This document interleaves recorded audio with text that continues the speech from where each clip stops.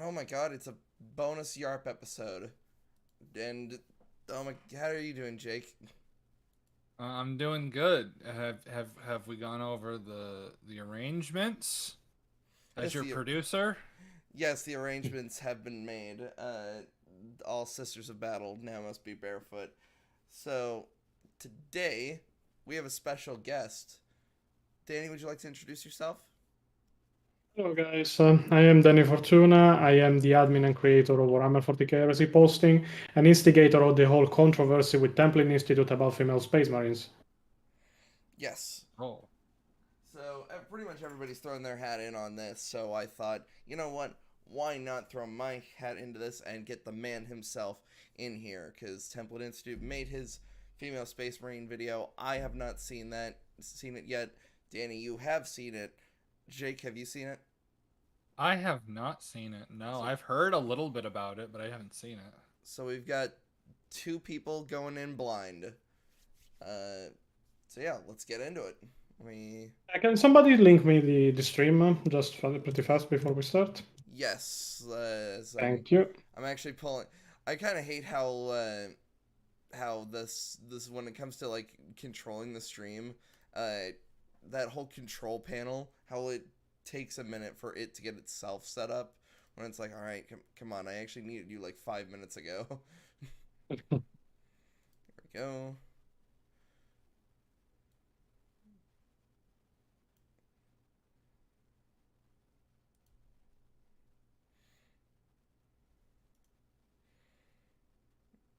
Do.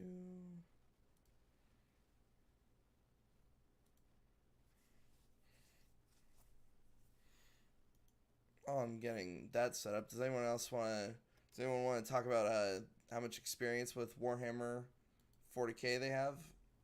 I've been getting into it for the past couple months, but I'm probably like the newest one here. Yeah, you're still I've been relatively into new. it for the last 4.5 years, but my knowledge is pretty advanced for itself, as how can I explain it?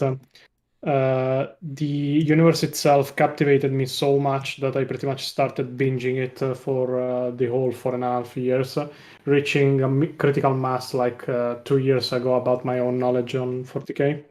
I don't play tabletop. I'm just in it for the lore. Oh, Oh, same. oh yeah. I came at it from an aspect of I had on and off like gotten into 40k. I kind of got pushed away from the tabletop on multiple occasions, mainly because every time somebody would try to teach me, I was always taught by the local douche. So I'd be given an army that was never gonna win the fight, and the person pretty sure he outpointed me. So it wouldn't have mattered if I even killed that many of his soldiers. So I was like, all right, I think I'm done. And then Star Wars got burned to the ground.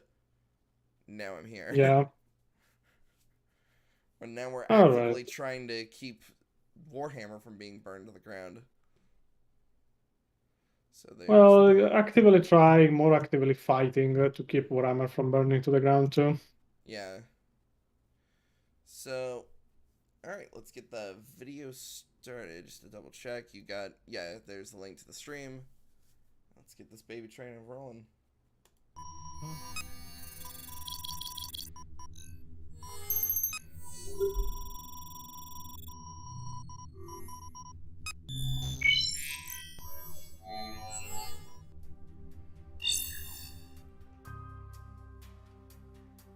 The process of transforming a new recruit into a warrior of the Adeptus Astartes is among the most challenging and complex operations that the Imperium of Mankind is still capable of performing.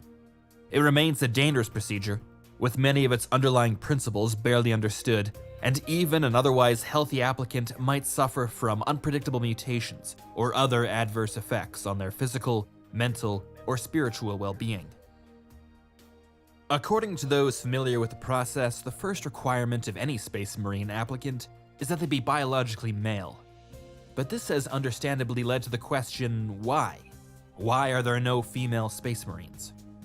The official line on the matter is that the process by which Space Marines are created relies inherently on the hormonal and biological makeup of the human male, meaning that only males can be subjected to the transformation. So Boom. The argument's ended right there. yeah, if they can't, if in the lore females can't handle it, then end of fucking story. Yep. Boom. Right there. Yeah, this is not something he accepted easily. Now, the whole point is we will try to make in the video in general is that canon doesn't matter. Everything is canon and nothing is. So even the head canon can become canon just because you believe it does. It's a lot like the orc works, pretty much That- like. That is actually stupid. Just because, like, I have a whole painted army of Deathwatch Space Marines. They're painted in the channel colors. That doesn't mean that we're just floating around in fucking the Great Void, taking out Xenos. No, we're a fan army. Yeah, that is not a perspective we will make in this video. And keep in mind his words about the whole, making a space marine is a barely understood procedure that can keep failing and failing even if the applicant is perfect. Because he will pretty much contradict that with some of the next sentences he says. Yeah, let's also not forget that I'm I'm trying to think of like what's the most normal Space Marine procedure. Probably the Ultramarines. They probably just give you all the extra organs. Don't make you do. They don't do what that's like the Space Wolves where they poison you and then chuck your ass into the freezing cold of Fenris. Yeah, no, I prefer the procedure of the Blood Angels, where they make you drink from the blood of Sanguinius, and then they close you up in a casket for 1 year. And while you are in there, they implant you every single organ except the black carapace, and they pretty much make you a marine while you sleep in a casket. Yep. Yeah, that's probably actually one of the easier procedures. Just go to sleep. All right, put them. Yeah, Don't the Jam all the organs salamanders in. like? Don't the salamanders have to climb a volcano or something? they I think so. yeah they have to survive in their own wilderness. They have even to fight a salamander, if I remember right. The symbol of their chapter. I think also one of their procedures is wear these fireproof gloves, and then just dunk your hands into lava. Feel the heat.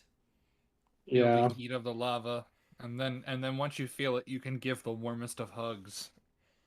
Exactly.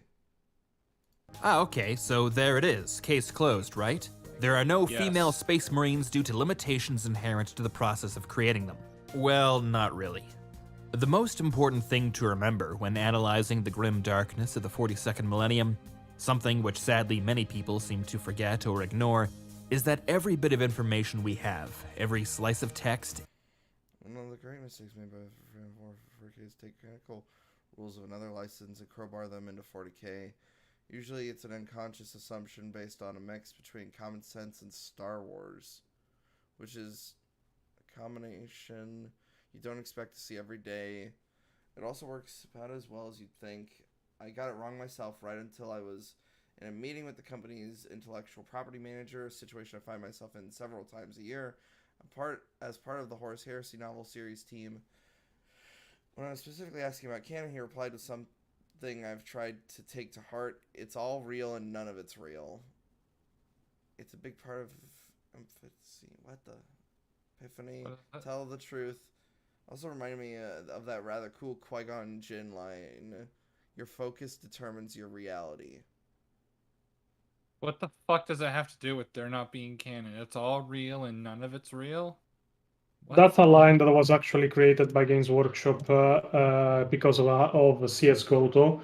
CS Goto himself was pretty much destroying the lore with his own books. I don't know if you guys ever read about it, but the guy is a freaking psycho with his own lore and stuff. He's very much unknowledgeable on the lore, and he writes in it some of the nastiest stuff I've ever seen in Warhammer 40k.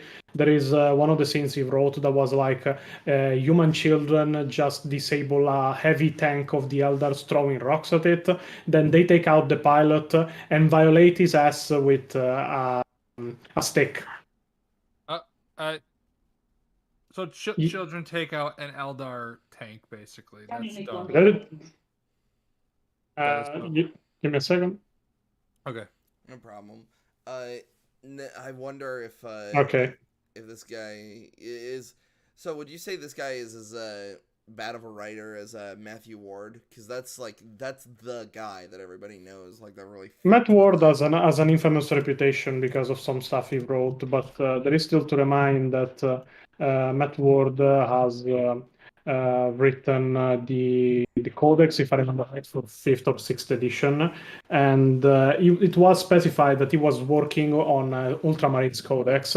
He wrote even good stuff. He wrote the Battle for Macragge. He wrote in the Tyranids, the first Tyrannic War.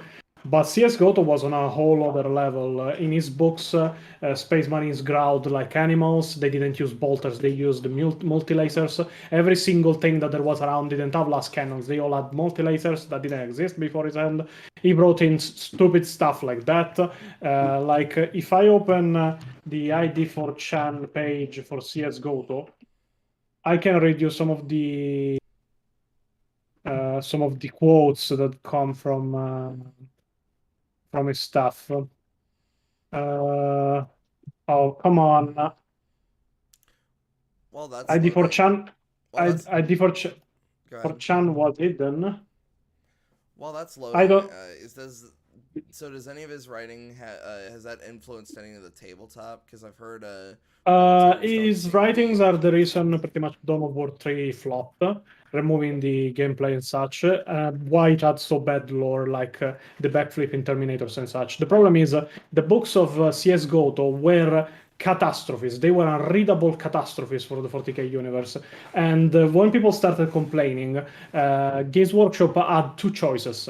Either move in and retcon the books, destroy the canon that was created by this fucking arrogant writer that decided to take stuff in his own hands and such, or make it so that they don't have to do any of the work to do that and keep the canon stable by making it everything canon and non-canon. So the everything is canon, not everything is true, or the it's all real and none of it is real, is just a cop-out by Games Workshop for the unreadable fucking lore that some of their writers made. So then this would just fall into the idea of death of the author then, right?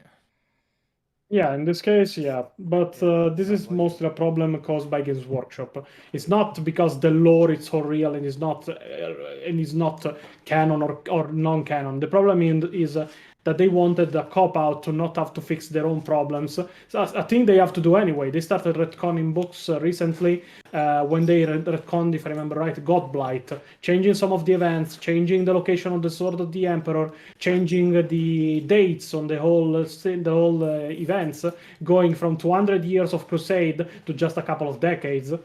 So it's a cop-out that didn't even work. Huh. Alrighty then. Every image, every piece of footage, everything is coming from a source that can be either biased, misinformed, or outright lying. This universe can never be condensed into a neat and tidy encyclopedia where every bit of data. But like the Horus Heresy Codex, that's like, isn't that like an official like guide of rules to the universe, not just necessarily novels, but like the codex for the games themselves established like more of the more basic founding rules, right? That's kind of the how codex it says for everything actually, like the core book. Like if I walked into a Games Workshop store today and grabbed the core book, it's got like hundreds of pages. Like this is the universe, these are the Eldar, these are the Dark Eldar. Like that's not even including the heresy. Yeah, but like that thing was including, but he was referencing the Horus Heresy Codex.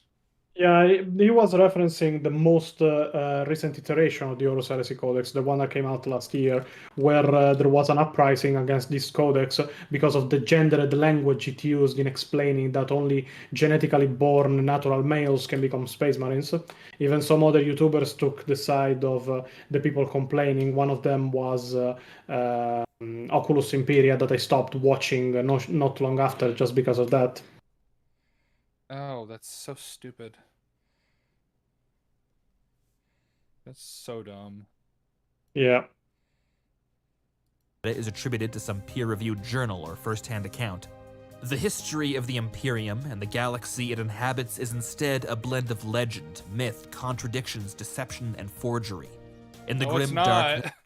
yes and no. No. Like, Custodes at one point were said to almost be lesser to Space Marines when it came to squad combat. Like, but that's kind of not the point that's being made. No, like there's retcons, and then there's like saying a lot of his myth and legend. No, like Horus betraying the Emperor is not myth and legend. Yeah, it is not even something you can retcon at this point. It's one of the foundations of the universe. Yeah, it's like how you you can't contradict the war in heaven, for instance. It's one of the founding things. Of the far future, objective truth does not exist. Anyone who tells you otherwise is probably looking to claim your soul. So if you read the aforementioned quote and decided to accept it at face value, good for you. The Imperium is always in need of easily persuaded, uncritical souls to work as leech harvesters and mind thralls. Hey, okay, are you implying that the Imperium is a real place now? No, he's implying that everybody that accepts lore at face value is a fucking mindless drone. So, what the Oh, fucking okay. shit? That... Why? Like, just because... That makes no sense. That just because I read the text, I analyze it, and, like, this is the truth of it. That's the canon. That makes me mindless drone? I would think that would make me more critically minded, because I want to stick to these rules now. Like, and use it for the baseline of any other future material. I honestly, instead of just going, instead of just saying, "Oh, there's no canon to this universe," just say you want to break the canon for a pointless representation. Just be honest about it, man. Just be honest. You'd save a whole bunch of time. Yeah, and he would have saved his whole reputation too. And his reputation now is in shambles after what he did, especially after how he behaved for my challenge that I issued directly from the Facebook group. Yeah, everybody was just... Yeah, a good chunk of heresy posters tweeted at Temple Institute, like, debate this guy, and he just... Oh, hold on. Do you have the exact reply saved? How he was just like, I don't want to debate some guy. Yeah, give me a second.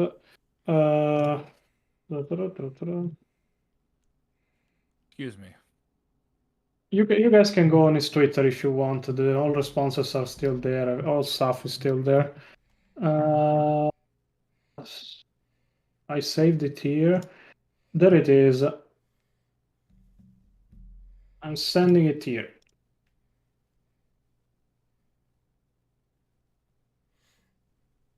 Alright, just one moment.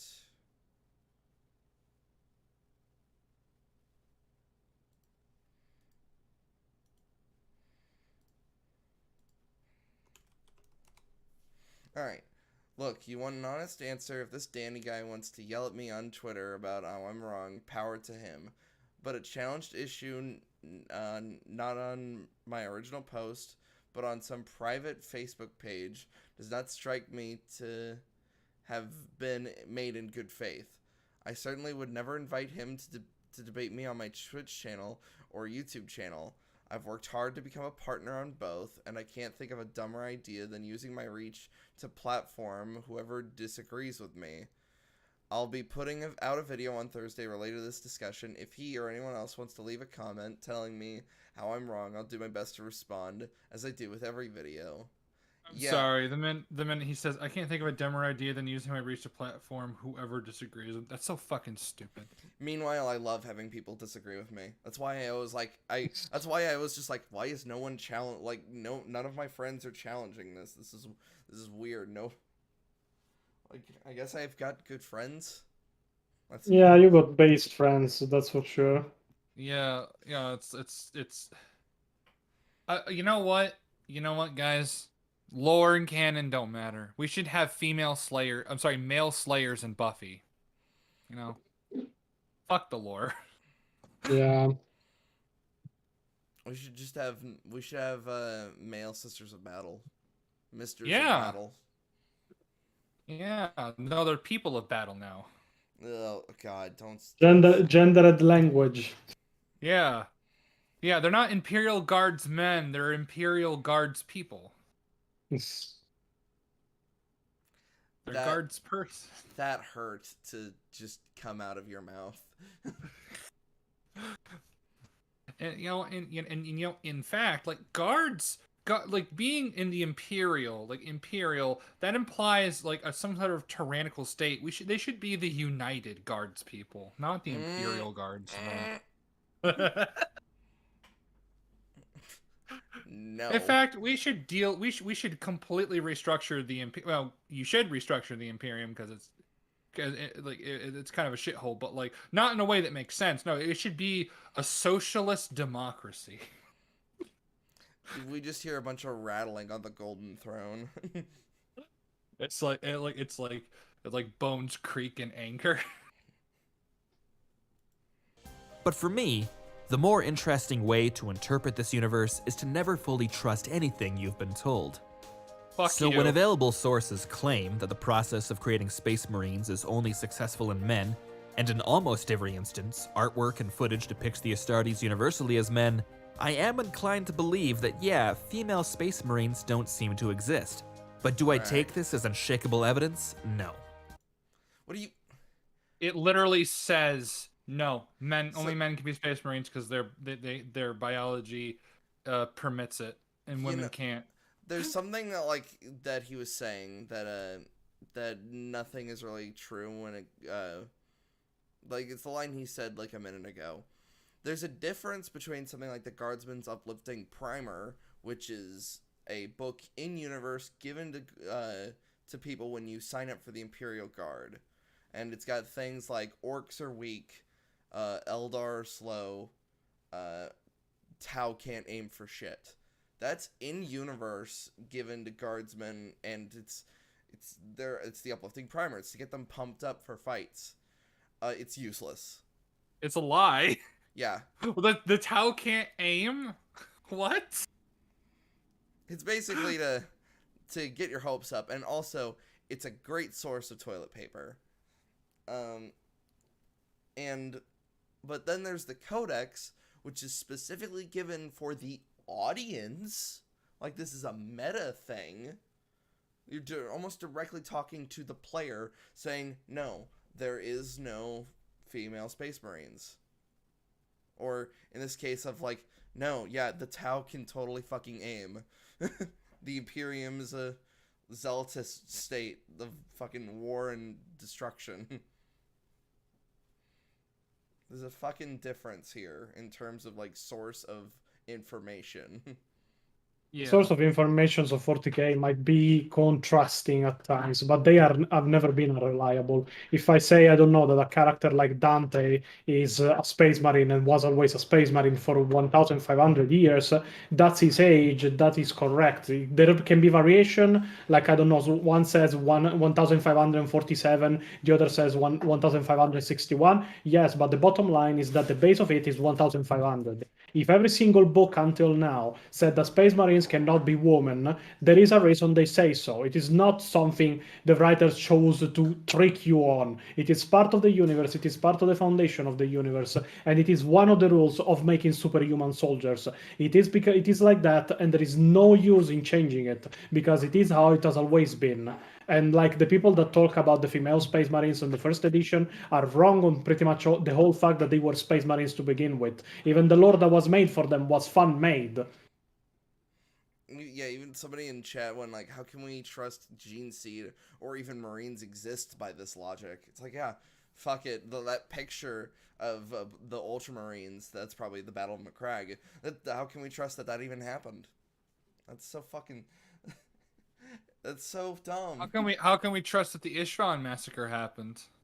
For all we know, the Horus never happened. The Horus never happened. The heresy never happened. No. For all we know, Horus never happened. Horus was just the delusions of the Emperor because he was always a skeleton on the throne. He was born that way. There probably is some colony somewhere in like the outer rim of the Imperium that probably actually doesn't even know about the heresy. Engineering is one of the few areas of scientific advancement that survived the Age of Strife more or less intact. It is very likely the only field of study in which the Imperium can even approach the marvels and miracles of the Golden Age of humanity. This is precisely why the Emperor used it as the basis of the Thunder Warriors, Custodes, and eventually the Space Marines. So yes and no. I feel like he got a little bit confused when he's talking about the Custodes. Jake, I don't know if you knew this. Custodes don't have extra organs. Oh, No, They're- because Custodes are super evolved humans. Yeah, they're just upscaled. Hence why actually they're a lot more proportional than Marines. Removing the whole lot proportional, the point of the Custodes is that they are pretty much, while the Space Marines are transhuman, the Custodes are superhuman. There is a difference. Transhuman are those that transcended the human status. Superhuman are those that evolved over the status of being human. In this case, the Custodes themselves are pretty much created using genetical alchemy, and they are created to make something that is superior to humans, not in the way Astartes are. They are an evolution of the human form, while Astartes are a modification of the human form. So Custodes are superior to Astartes because of that. They are pretty much the next line of evolution for humans, but the Emperor accelerated it with his own magic and stuff. Yeah, and hence why why making Custodes is so difficult, and why there's only 10,000 of them. Actually, Yeah. no. There's definitively less than 10,000 now, because like when Gilliman was resurrected, there was a Khornite incursion on Terra, and we lost some name. I don't know if they were ever named, but we did lose some Custodes on Terra. Wait, can you repeat? After Gilliman was resurrected and heading towards Terra, there was a Khorne incursion on Terra, and that's how we lost a few Custodes that were alive during the heresy. That's why when Gilliman came back and talked with the Emperor, that's when they formed the Adeptus Custodes and decided to take a more active role. Not really. They were Adeptus Custodes from after the heresy because they could not be the Legio Custodes any longer because the legions were being disbanded and everything. But the point is, during the Horus heresy, of the 10,000 Custodes the Emperor created in the span of 200 years, 9,000 died in the war in the Webway. It was that deadly of a war where 9,000 custodians died. Without the Emperor, the creation of a custodian became so hard, became so impossible to do, that they took 9,000 years to make the 9,000 custodians that were dead in that war. We were back at 10,000 when the Battle of Lion's Gate happened, when there was the incursion of Khorne on Terra after the opening of the Cicatrix Maledictum. What happened pretty much is, again, 1,000 Custodes died to defend the Lion's Gate and the Imperial Palace. Losing a custodian is a tragedy. Losing thousands of them is something you cannot recover from, not easily. Right. See, I like getting new information on this. It's always fun to be wrong in ways, because then you can be educated and learn the new stuff. The Curse Founding clearly was nothing but a success with their immense knowledge of genecraft. Nothing went wrong with it or the Raptor project. The Raptor project was an interesting concept, and I could have accepted an evolution of the Raptor project for the Primaris, but they decided to not go with that, to not use that kind of technology, to not use pretty much that stuff, and they pretty much discarded it as old lore. But I would have preferred a return to the Raptor project, seeing new Raptor Marines come out instead of the Primaris we got. Would you like to explain the Raptor project to anyone who doesn't know what that is? The Raptor project was a secret project undertaken by Corvus Corax during the Horus Heresy to replenish its own legion that was pretty much annihilated after the drop site massacre that happened on Isvan 3. Wait, what? No, what it was? Yes, it was. No, it was not. It was Isvan 5. Isvan 5 is the drop site massacre. Isvan 3 is the tragedy of the Ancient of Rites and everything. But The point is, Raptor Marines were a super evolved breed of Space Marines that could be made in weeks instead of years, like it took during the Crusades. They were bigger than normal Marines, they were stronger, they were faster, they were overall better than normal Marines. And they were supposed to be, as it is believed in the lore of Warhammer 40,000, the next step for Space Marine production, going from normal Space Marines to Raptor Space Marines. What happened after that was during the production of these Space Marines that were very good Space Marines for the Legion of the Raven Guard, the agent of the Alpha Legion that had infiltrated the Raven Guard sabotaged the project, pretty much tainted the gene seed that was being used for the Raptors, pretty much tainted the entire machinery that was being used to create the Raptors, and they started churning out mutant after mutant after mutant that Corvus Corax had to kill. Even his own troops, after a bit, started having problems because they were made so fast they became genetically unstable, and they started mutating too during the Horus Heresy, and they were eventually all exterminated. So the Raptor project was a failure, but I would have accepted an evolution of the Raptor project more than the Primaris we got. Yeah, I've heard people really do not like Primaris because they kind of did just come out of nowhere. Yeah.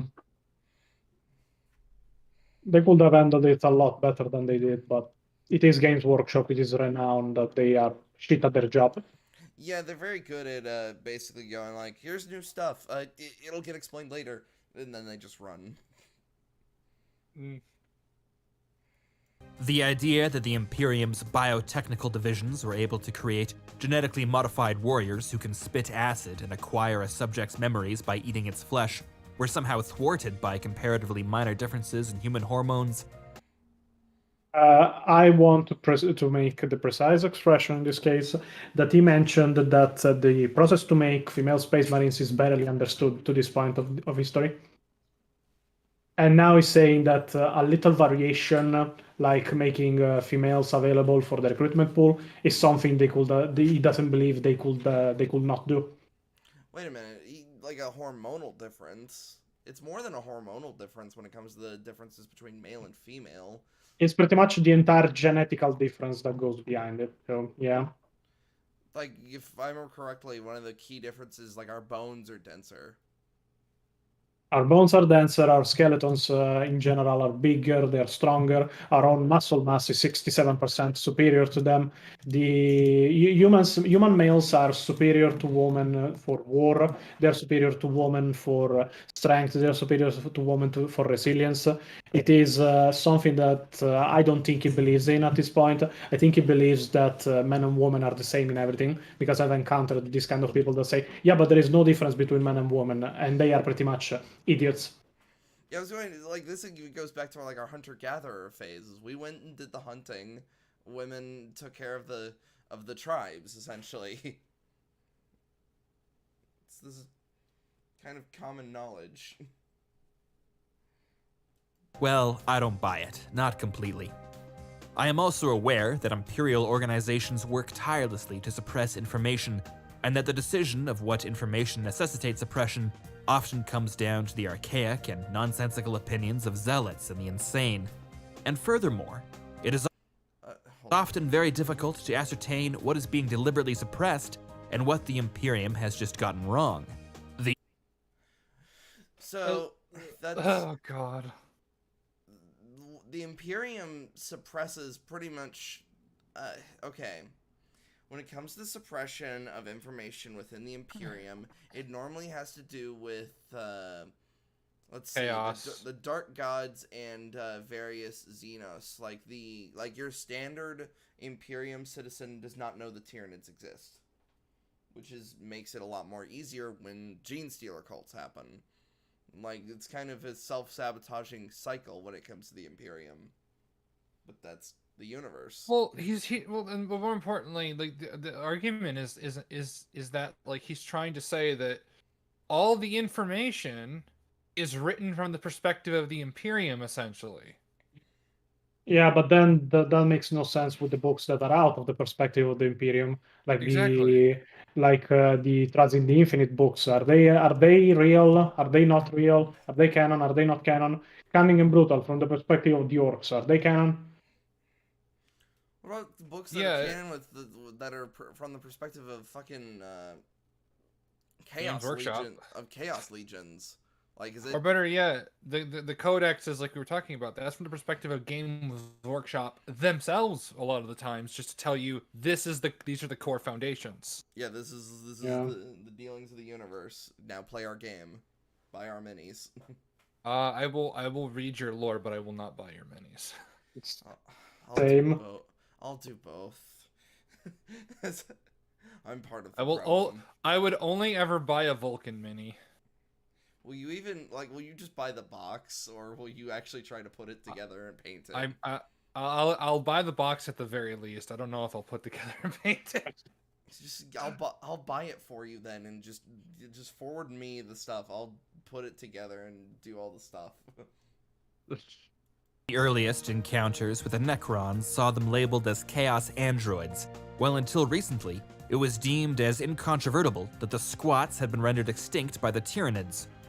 That's not true. The squat lore said that pretty much the lore, the squats themselves got almost completely annihilated by the Tyranids. There were still survivors around, there was still squat presence around, but they simply didn't know where to look, or if they knew exactly where the squat were. But the squats weren't confined to just 2 or 3 planets. The squats were written out because their models didn't sell. Now they came back because they're trying to get their models to sell. That's it. And now that we're bringing up the models didn't sell, yes, there were female Space Marines around what, first edition? No. The first edition Rogue Trader minis were never called female Space Marines. They wore the iconography of the Sisters of Battle. They were called Space Warriors, and they were labeled as sisters on the sprue. Other than that, the lore that was made that is on the Sunstroke chapter of Space Marines in reality is not true lore, because it was made not by Games Workshop, but by Games Designer Workshop. It is not an English-born company. It is a chapter it is pretty much a company that was created in the US, and the Sunstroke chapter of female Space Marines was cited in the Challenge magazine, that it was owned by GDW, and it was completely fan-made. Oh. So those people, that whole thing with the females in beaked power armor, so those were never real. Those were never canon. Those were fan-made lore. I didn't know that. I thought, because I was always told they came out of White Dwarf, which was published by Games Workshop. Yeah, no, I don't think they were authorized by Games Workshop to make official lore. I think it was just, we want to make some lore for your game. Can we make it? And they gave the okay, and they just made some lore that they thought out that was female Space Marines. But even then, comparing lore from Rogue Trader to Warhammer 40k as it is now is a fallacy, because they are two different universe, pretty much. That is fair. That you learn something new every day. I straight up thought oh yeah, they sold these minis, they didn't make any money, so they just wrote them out of existence, because that's maybe it was their try to do like that, but removing that it failed, there is no indication that they were ever supposed to be part of the Space Marines. Even if we want to cite the old lore, at the time Space Marines were just humans in power armor. So it could have been possible, but there is no proof that it was what they intended. The only proof people bring up usually is from an ex-employee of Games Workshop, that I have to look up actually the name, because I never did, and I don't know if I can confirm if it is really an ex-employee of Games Workshop that left the company, that he said, yeah, those were female Space Marines, but they didn't sell at all, so we discontinued them and made the lore later. But it makes no sense. They were never called female Space Marines to begin with. They were labeled sister, and they were called female warriors. So what's the point then?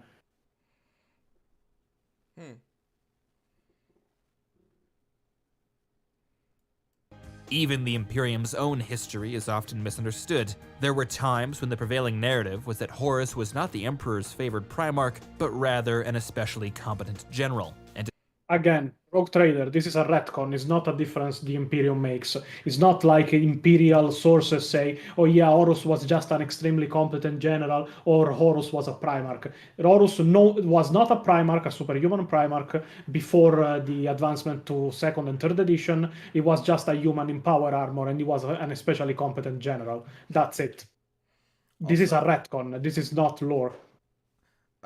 Also, that art is very interesting compared to like that very famous like painting of Horus the Emperor and Sanguinius laying on the ground on the vengeful spirit. This is a very different image here. Yeah, this is the Rogue Trader thing. Is that Sanguinius like you can see like the fringes of his wings over the Emperor going over the Emperor's sword, or is that like just something else on the floor? I don't know. We should see the whole artwork, but I never saw this artwork in my life, so I don't know. So, I have been meaning to ask, when it comes to like how Warhammer was set up in the first place, it wasn't really set up as Warhammer 40,000, it was Rogue Trader that then turned into Warhammer 40,000, or? Yeah, it was Rogue Trader that turned into Warhammer 40,000 in the end. Rogue Trader was pretty much the prototype Warhammer 40k. Then it was changed, it changed name, it changed a bunch of its lore, and now we are at the 10th, almost 10th edition, with the most advanced it has been. So, okay, so Rogue Trader was essentially the prototype game. Yeah. Alright. This heresy lasted only 7 days and 7 nights. With all this in mind, my personal interpretation is that female Astartes almost certainly existed during the time of the Great Crusade. Well, you're wrong. You're fucking wrong. No, they didn't. They never existed because the Emperor himself didn't want to make them, because he foresaw that if he gave the Astartes a way of reproduce themselves, because to cite Jurassic Park, nature finds a way, they will become the most powerful race in the galaxy, and they will be a threat to everybody, even the humans, because at that point, the humanity, what is the use of humanity if you can reproduce your own superhuman warriors alone? I thought for a second you were gonna recite the meme of like the Emperor didn't create female space marines because y'all can't stand 9-foot tall women with mommy issues.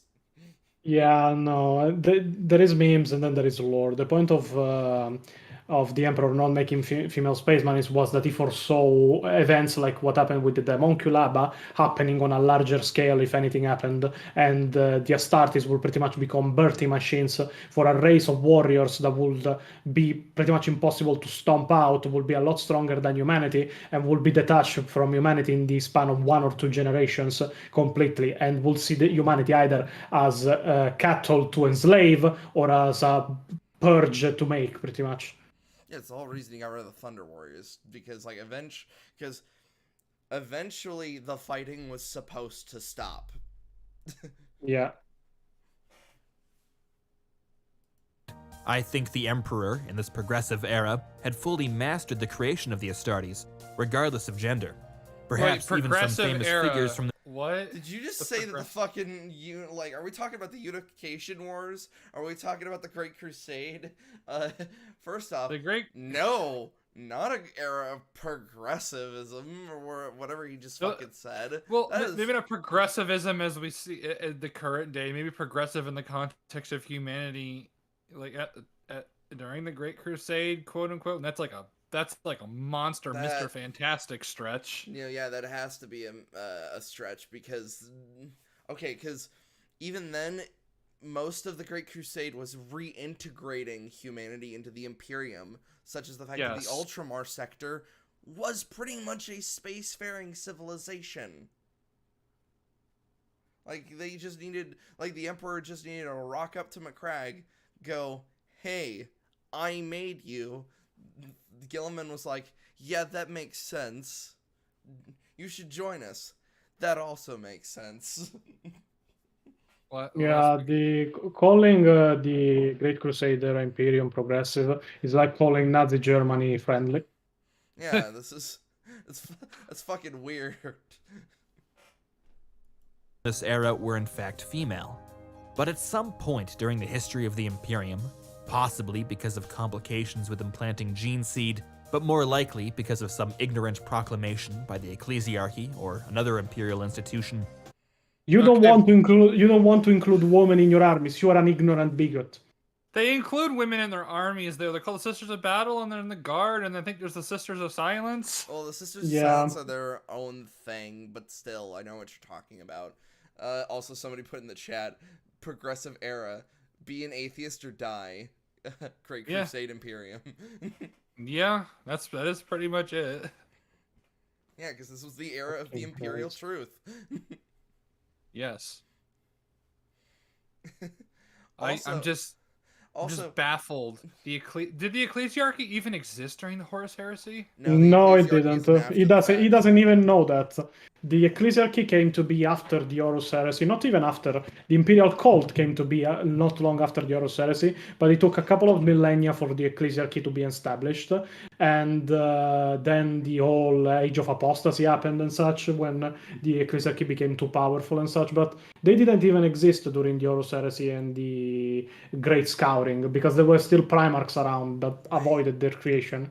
Wait a minute. He just said, like, the ecclesiarchy is the reason, like, they're spreading the misinformation that there can't be female space marines. The ecclesiarchy have their own personal fucking army with the Sisters of Battle. Why would they suppress that information when they have an all-female army?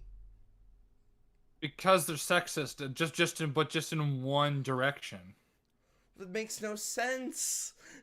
You're expecting 40K to make sense. That's on you. This is a universe where you have a giant red man with bone nipples. I've removed those. No, it's this. Also, this is definitely way later. Even in universe, there'd be a massive problem because, as I explained to you, Jake, with our martyred lady, the second that the decree passive was basically deinstitutionalized and the reintegration of Ratner's Templars, it caused a massive civil war within the ecclesiarchy. Like, the idea of basically mixing the genders of these types of armies doesn't fucking work and creates massive strife. Indeed. Hell, I'm surprised. Like, I'm not gonna say, like, I'm surprised the Guard have women. It was more I was about to say, I'm surprised with the Imperial Guard regiments that they're not fucking so much that, like, actually, you know, in an Imperial Guard vessel, there probably are entire generations of, children. Wait, are they? Yes and no. Men and women are separated in their own armies in Warhammer 40k. They are not in the same. It is rare to find a mixed army of men and women. There are some exceptions, like the Katachan jungle fighters and such, but because there is so little of them on the whole that they cannot really justify dividing them into sex-based armies. I thought one of the whole things behind the Caiaphas Cain novels, one of his very first things was the integration of two Valhallan Imperial Guard regiments. One of them was known for being special all-female battalion, and one of them was mixed, and then they integrated them, and it was all about, like, getting them to work together.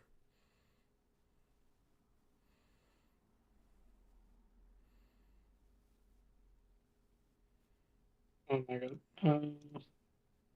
Yeah, but the points he's trying to make in general make no sense on the perspective that he's trying to imply that the bigotry of the Imperium is the reason female space marines don't exist, or that the bigotry of the people that play is the reason female space marines don't exist.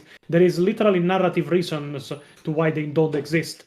It is explained why. It is explained how and where. It is even laughed off by the Emperor when the whole Malkador proposing to him to make some of the Primarchs female happened.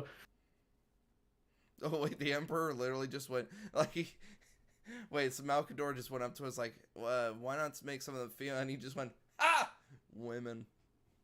Yeah, pretty much. It is what happened. Then he started explaining his points, and he was pretty much, yeah, do you want to give the strongest race to ever be created a means to reproduce by themselves? Are you fucking serious, Malkador? That makes a lot of sense. Yeah, like even Fabius Bile, the greatest genetist of Warhammer 40,000, and in general the guy that could make female space marines if he so wanted to, said in the one of the books of the War of the Spider, "I understand why the Emperor didn't make space marines women." Huh. Like The it is not even the most unrealistic part of the universe. For me, the most unrealistic part of the universe are the Sisters of Silence, and for one single reason: there is levels of suspension of disbelief. And for the life of me, course. I am for the life of me, I'm taken out of the universe when there is something that is not. Compatible with suspension for disbelief. And for the life of me, I cannot believe, even in a fantasy universe like Warhammer 40k, that there exists an entire faction made only of women that cannot speak. Okay. Like that goes against my own life view on the thing. Like women don't shut up. Like imagine fucking making them shut up. So like, are they just so are they born mute, or do they just take a vow No, of silence? No, they they take a vow of silence. silence. That's why I can't believe they just stay mute all their life. So Okay.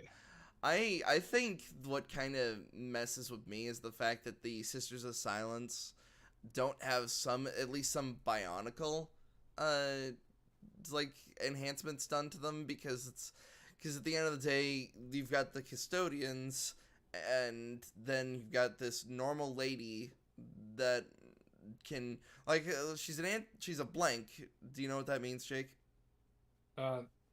No. A blank is essentially like if a blank were to go near you, you'd feel like this uncomfortable, like, sort of feeling, because they have no presence in the warp. But because they have no presence in the warp, if you put them next to a psyker will want to claw their own eyeballs out than be near this person. Yeah, they are soulless. They are pretty much untouchable by chaos and the warp. Which is why normally when as they're also called pariahs, when they're born, there's normally a good chance they're killed. Yeah, because not even humans can stand their presence. Not only psychers, but normal humans.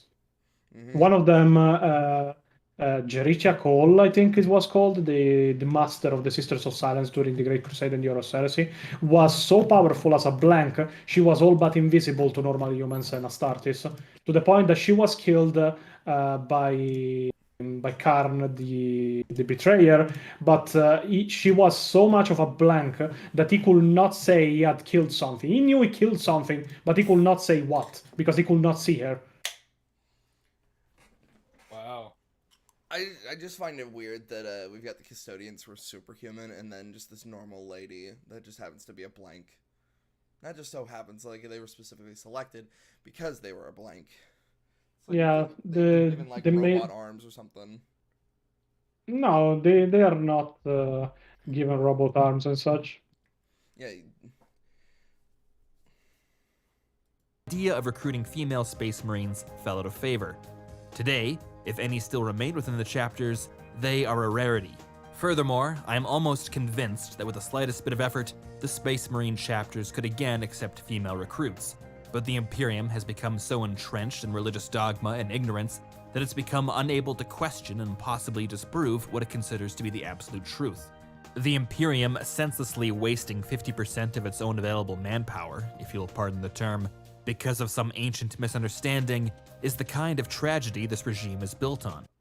That is not how it works. The point of We were both paused at the same time.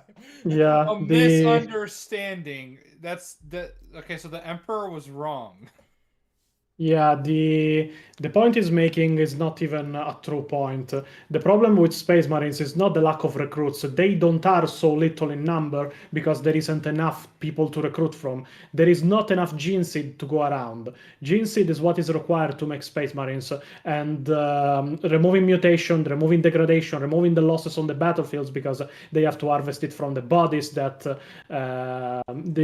because the Becher glands are inside the progener glands, sorry, are inside the bodies of fellow Space Marines, so they have to pretty much multiply to keep multiplying. Imagine now starting to waste such a precious resource that is finite and cannot be produced anymore in new kind of batches just to try and make female Space Marines.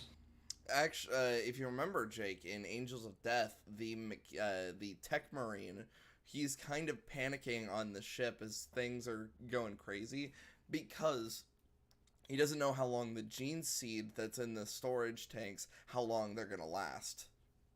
Yeah. So yeah, Admit- it is like having a super soldier serum, very limited amount of it, and you can only replenish it by making successful super soldiers and going, oh yeah, I don't see why not. Let's try it on woman.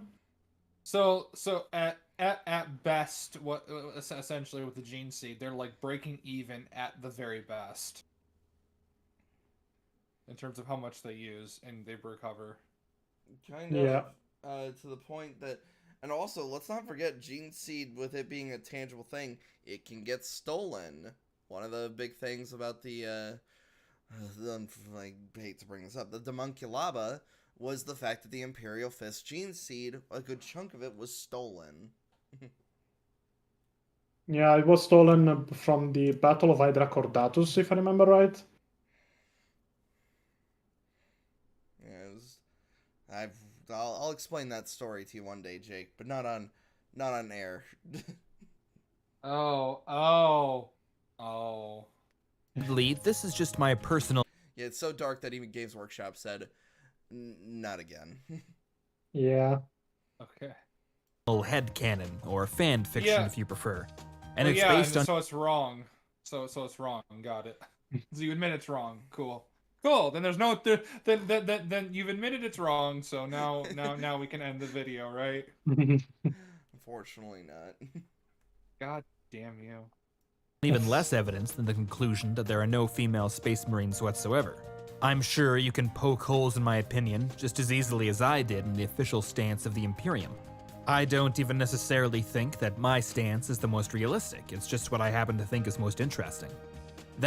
What the fucking shit? It's what I view as the most interesting. How about what I view the most interesting is, I don't know, fucking canon. Yeah.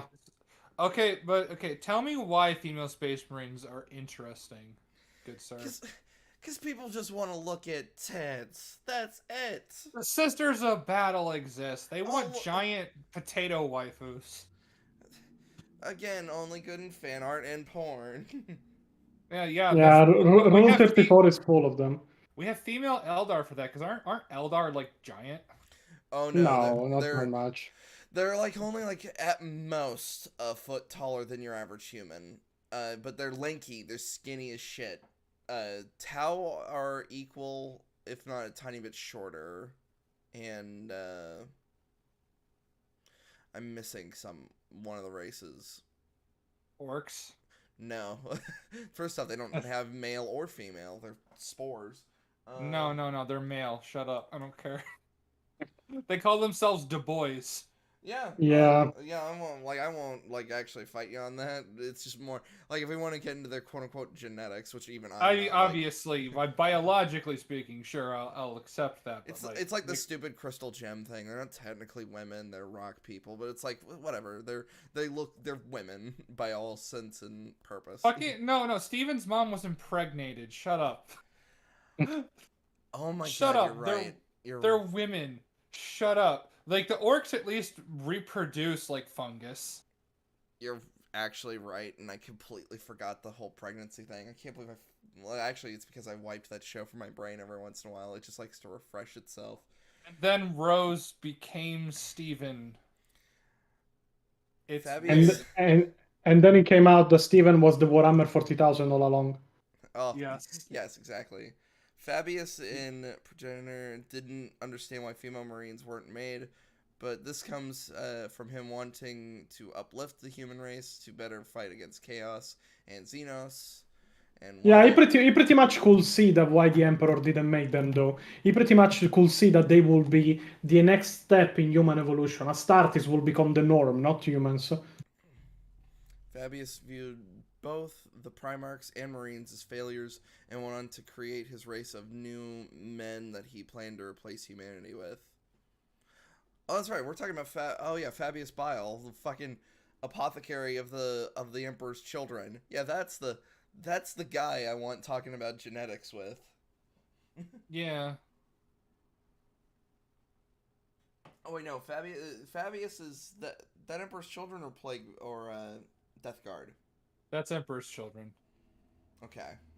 Because I specifically remember Eidolon taking Tarvitz to see Fabius because Tarvitz saw Eidolon do his Sonic Scream thing. Just when he wanted was to double. fighting the War Singer. Just wanted to double check because that last name like immediately made me think Death Guard.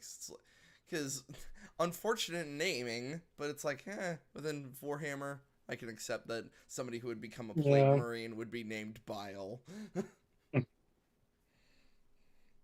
Well, yeah, you also have General Typhon, like Typhus. No, Typhon is Typhus. Typhon became Typhus after his fall to Chaos. Oh, okay. I was referencing the disease typhus, but you know that makes sense. Yeah. The Herald of Norgol, Typhus. Yeah. I enjoy about this universe. It invites differences of interpretation. But again, I can't put any more stock into this own interpretation of mine than I would into anyone else's. The universe just doesn't work that way. Is it possible they're never... The universe doesn't work.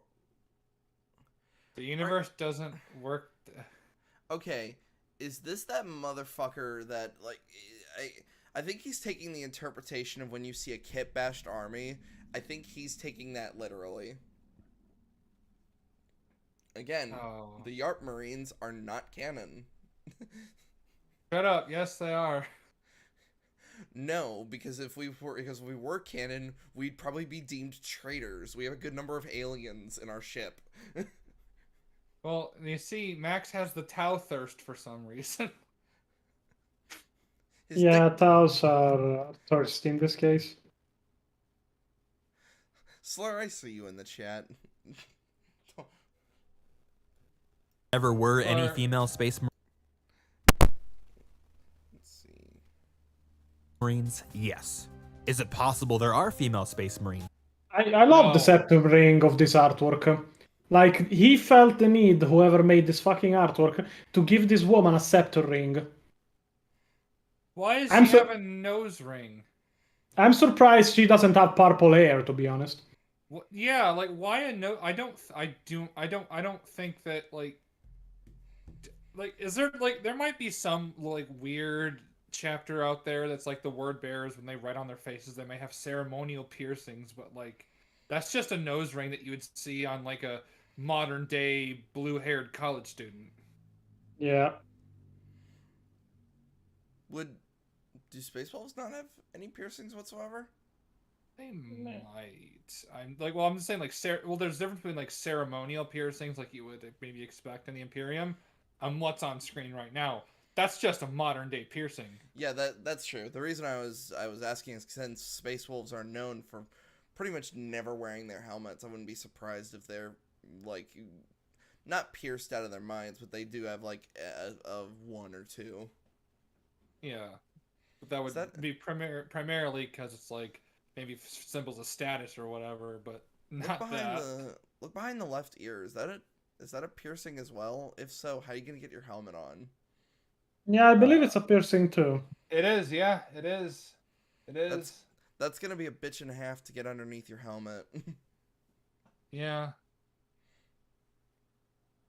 Somewhere My God. Oh, that's right. Click on the screen with watch together doesn't do anything. out there in the galaxy. Yes. Is it possible there could be an entire chapter consisting only of female space marines? No. Absolutely.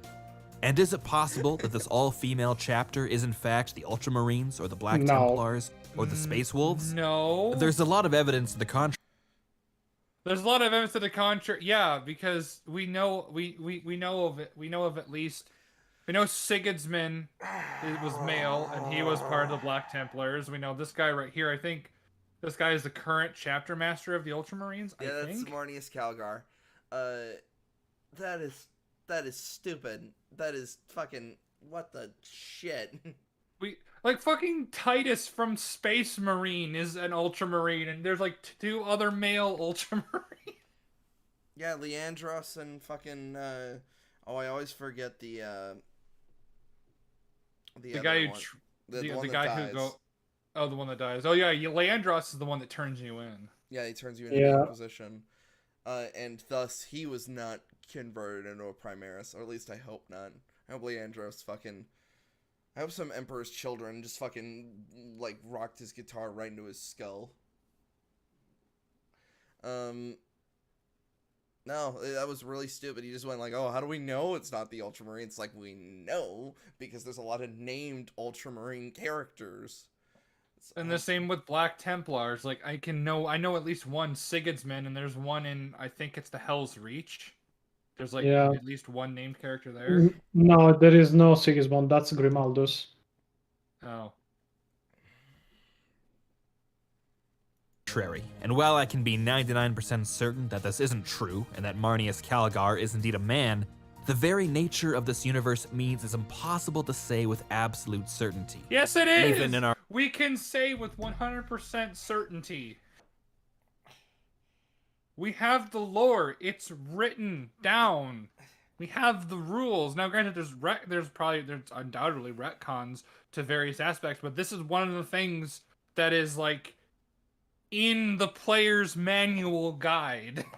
Literally. Yeah. There are books that take place inside, like, the POV of named characters that they got a dick. It may not work, but they got one.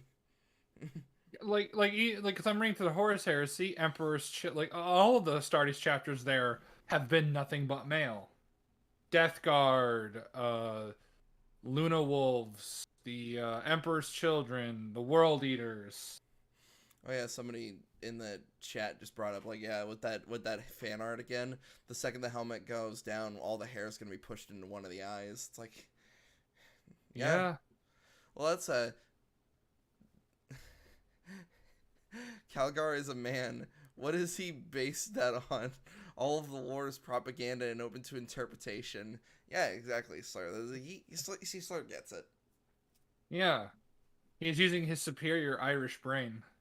It's... My fucking god. Our own era, there have been times when historical figures commonly believed to have been men were later discovered to have been women, and vice versa. Yeah, but they posed as men in the history of humanity. They posed as men because of the times. They were not recognized maybe as men. They were recognized as effeminate men and such. But this is not really how it works in 40k. You can see if a marine is a male or a female because there is no female space marines. They are all males. You're also comparing like real history, which there's a lot of stuff in archaeology and stuff that can be lost to time, whether it degrades or it's destroyed or whatever, but not this. The 40k is only like 40 years old. It's all written down. It's stored on the internet. All the lore and stuff. Well, it's 40,000 years old, actually. I'm gonna kill you. In reality, if we go back to the beginning of the lore, it is 60 million years old, because there is lore on the war in heaven, the creation of humanity and such. I'm just talking about damn it. I'm just talking about all of the material, like in the real world. Like there's like 40 years worth of material to read from. It's not the same as looking at historical figures in the real world, where a lot of material may have been lost because it's hundreds, possibly thousands of years old. Also, another thing to keep in mind is just the fact that when looking at something that's thousands of years old, there's also just different methods in which things were preserved. With the case of literature, for example, there's probably the Divine Comedy was I'm trying to remember how many languages it's been translated from, but there's got to be different versions of it due to the fact that how many translations there are. The fucking just the Homer's Odyssey probably has hundreds of different translations because of how old it is. But meanwhile, you get closer to when literature was more easily accessible, such as 1984, that was very easy to bring forward because we had printing presses, all that kind of stuff. It was very easy to move shit forward in time and keep preserved. Because then new copies would just come out. No, it's just imperial propaganda. everything is imperial propaganda. The lore means nothing. The universe doesn't have any kind of rules because the lore means nothing. So everything can happen. Nothing makes sense. Why the fuck does anything happen then? Then fuck it. Why don't the orcs just not die when they're shot? They could just go, nah, you didn't shoot me. Better yet, why don't the orcs just realize that war isn't fun and they start a civil society? Now that's horrifying. Yeah. I would say- Imagine if orcs became all organized and civil. Well, that's kind of like the joke behind the commandos, is that they're rebelling against the overall orc society, so they're trying to be an organized military unit. Yeah, their version of rebellion is to be orderly. Better than the chaos they put up usually. Yeah. And doesn't this kind of revelation seem like it would fit just perfectly into the age of the Imperium? No. Sure, a figure like No. Marnius Calgar is a bit of a stretch. If evidence came out that he was in fact a woman, I probably wouldn't believe that and fall back on my own interpretation. But I mentioned this only. Actual novels, like canon there has to be like novels and guidebooks that say no, this is a dude. What the fuck are you talking about? There is the comics that confirm that. Yeah. I'm sorry, I blanked for a second. What did you guys say? He's trying to make an argument that Marnius Calgar might be a woman. The comics confirmed he was a man all the time. He was not even called Marnius Calgar before becoming a space marine. He changed name after. Yeah, that happens all the time. That just happens with, like, one of the most notable figures of somebody changing their name is Erebus. There was actually somebody named Erebus, and then Erebus murdered him and took his name. Yep. Oh, that piece of shit. Yeah, the guy who sold. It's all Lorgar's fault. It's all Lorgar's fault. No. Or is it all the Emperor's fault for having Gilliman nuke Lorgar's planet? No, if we want to like move the blame, in all reality, because of how retcons work, it's actually like the lady that helped create the Primarchs, because she's the one who scattered them to the warp in the first place. Oh, it wasn't the Chaos Gods? Yes and no.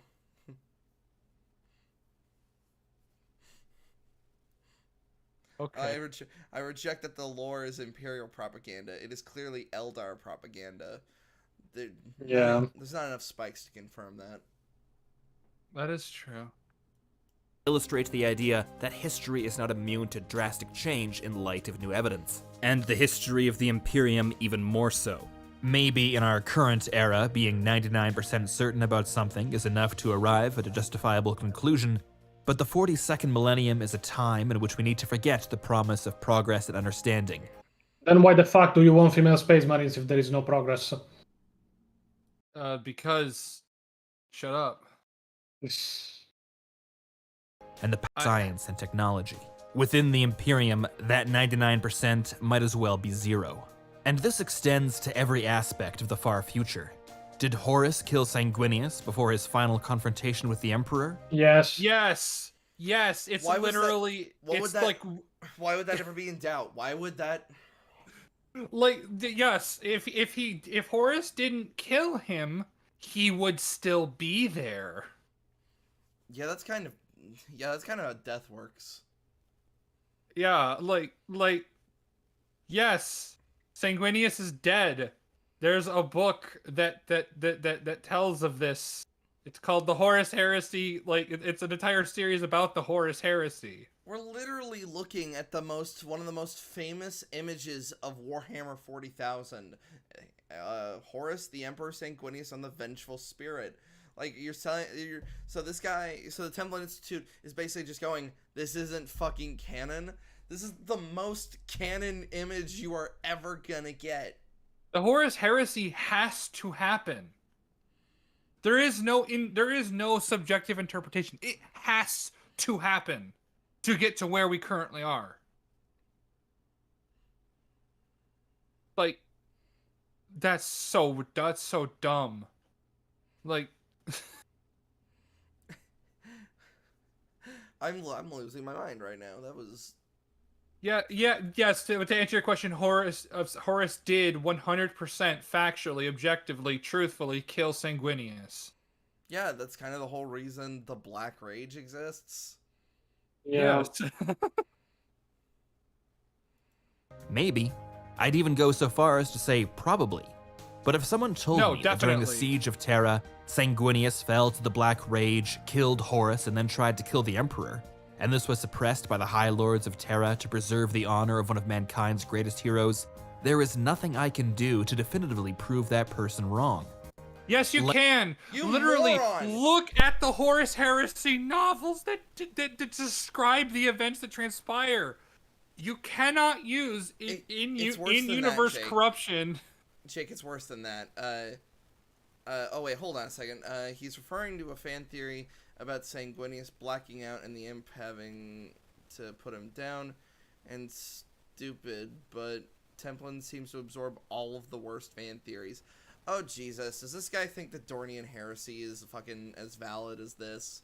Because the Dornian heresy, while it's decently written fan fiction, has a lot of moments where it kind of shows how much fan fiction it is, such as the fact that Sanguinius falls to Nurgle when it's like, I'm sorry, no. Like, I don't care that the Space Wolves make as much sense. Like, no, you make the vampires corn worshippers. It just makes sense. Yeah. I'm like no, that doesn't. But we know for a fact that doesn't happen because there's series of books that are written for the specific purpose of saying this is what happens in the past to get to where we are now. You can't use the in-universe explanation to explain something that is the authorial intent, as in no, this is how it happened. Also, he succumbed to the Black Rage and the Emperor had to put him down. Motherfucker, the Black Rage didn't exist. The Black Rage is literally the result of Sanguinius dying. It That's creates why a fault in the gene seed. That's why they see everybody as Horus when they start to morb.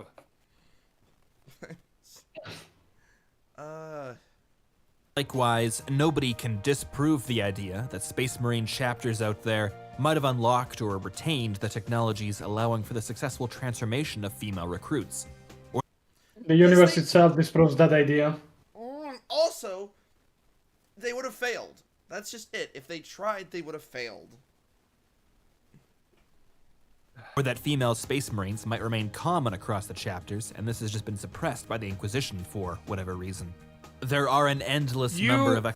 You cannot the Inquisition cannot suppress things that existed when the Inquisition did not. They can try their best to cover things up, but there is only so much that they'd be able to cover up during a time they did not exist. For a time they didn't exist. You mean okay? So you mean like when the Emperor was like still alive and the Great Crusade was still happening, and like that before they existed. Yeah, like before they existed, like there's no way they could do it because of course they didn't exist. But after they existed, they could probably retcon some shit because it's the Inquisition. They don't want people learning about certain things. There's still some. I'm trying to remember how much of the Imperium is able to access, like, not knowledge of chaos, how much they know it exists. I think they just call it the ruinous powers. They don't know about each of the specific gods. Am I correct on that, Danny? Wait, can you repeat? I was blanking out for a second checking the Facebook group. That's perfectly fine.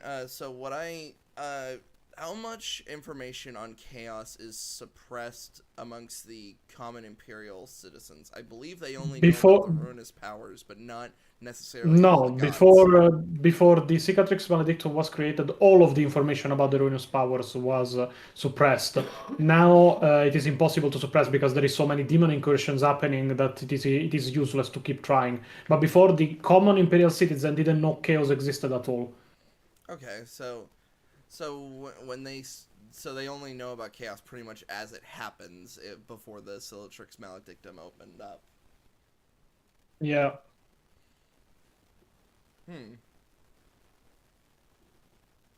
Also, that Is that supposed to be a? Is that supposed to be a Black Legion? Yeah, that's Black Legion. Well, the most important the thing that I'm just taking away is like he doesn't know jack shit about 40K then, like Yeah, because he thinks the Inquisition has always existed, and he thinks that all of the authors that are writing this and that are coming up with the lore and stuff, they're all under the impression that they're all trying to make it seem like the stories are written from the Zealotous Imperium's perspective, when that doesn't even make sense because they're writing about chaos. Yes, Slur just put, the Horus Heresy is one of the most thoroughly documented events in all of fiction. Trying to make it out like it is in any way open to interpretation from people who haven't read the books is so stupid. I've only gone through 4 of the books, and I know this is stupid. Yeah. Explanations as to why female space marines might exist, and none of them conflict with the essential nature of the universe. Because the essential nature is fluid, always changing as new information is discovered and old information repressed. Society's own video on the Warhammer 40k universe and the Imperium of Man. It is a regime built on benevolence and cruelty, repression and stagnation, irrational superstition and bureaucratic corruption. A nation tempered in the fires of endless war.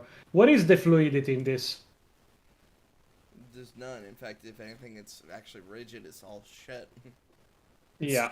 Like the whole point of the Imperium is that it's stagnating to a fault to the point where it starts to the point where it's reaching degradation.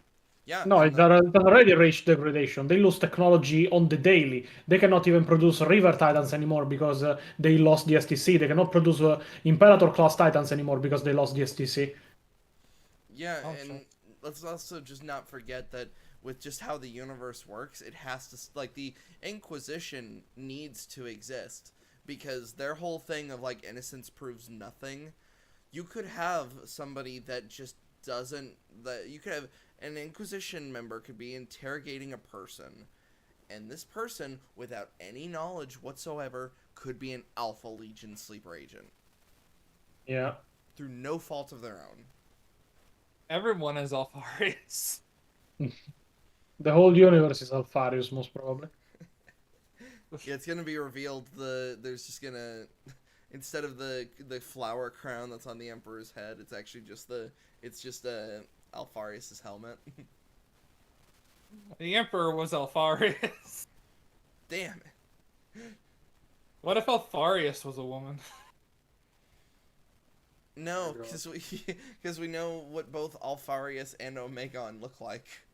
No, you don't. You don't know. No one knows who what Alpharius looks like because we are all Alpharius. He is the most, like, recognizable person because everybody in his legion looks like him. That's what Alpharius wants you to believe because everyone is Alpharius. The only constant is tone and atmosphere. The details are ultimately secondary to that.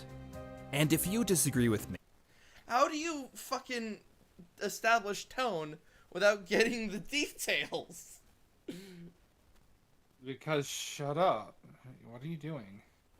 Stop Also, using your brain, Wyatt. It's literally my job. No, it's not.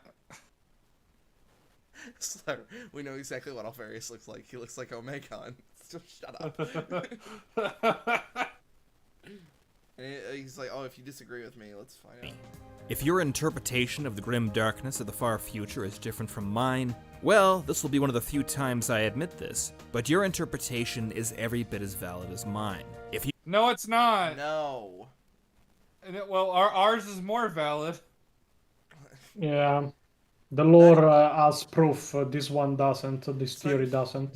It's not even with me. It's not even interpretation. I just point to the books. Like, I have no interpretation. I just look at the thing, and that's what it is. Because I mainly look at codexes and Wikipedia articles and listen to things like Adeptus Ridiculous. That's kind of why I'm trying to break away from that and actually read and listen to the books. Because it's like, oh yeah, there's only so much you can go on from just basically raw data. You can look honestly at the 42nd millennium and come to the conclusion that female space marines just don't belong there. Not out of any place of misogyny, but a genuine belief that it just doesn't make sense given what we know. I respect your position.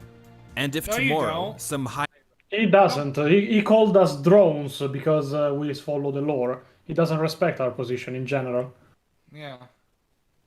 higher authority decreed that there are in fact female space marines, 100% full stop, I would, without reservation, defend your right to ignore that decree, and to continue to interpret this universe in whatever way makes it the most interesting to you. But I would ask that you extend this same mindset to me and everyone else, whether I say that female space marines exist, or Sanguinius killed Horus, or Because you'd be fucking wrong. You would be factually incorrect. Like, I could literally point to you and just go, no. See, Horus killed Sanguinius. That's a fact. There's a reason. There are many reasons why the Emperor didn't make female space marines. That is a fact, and there are none. Stop it. Stop it. Get some help. Exactly. You lost. Get over it. Yeah. that the entire universe of the 42nd millennium is actually within a bottle kept by a wizard in Reichland. What I truly love about the grim darkness of the 42nd millennium is that its very nature precludes the possibility of someone, anyone, coming in and telling you what is right, what is wrong, and that there's only one way to experience it. And I'll let you in on a little secret. During one of our investigations, no one's saying there's only one way to experience it, but there's just one way to, like, how a person experiences a piece of media is entirely different from what that piece of media says about its own internal logic.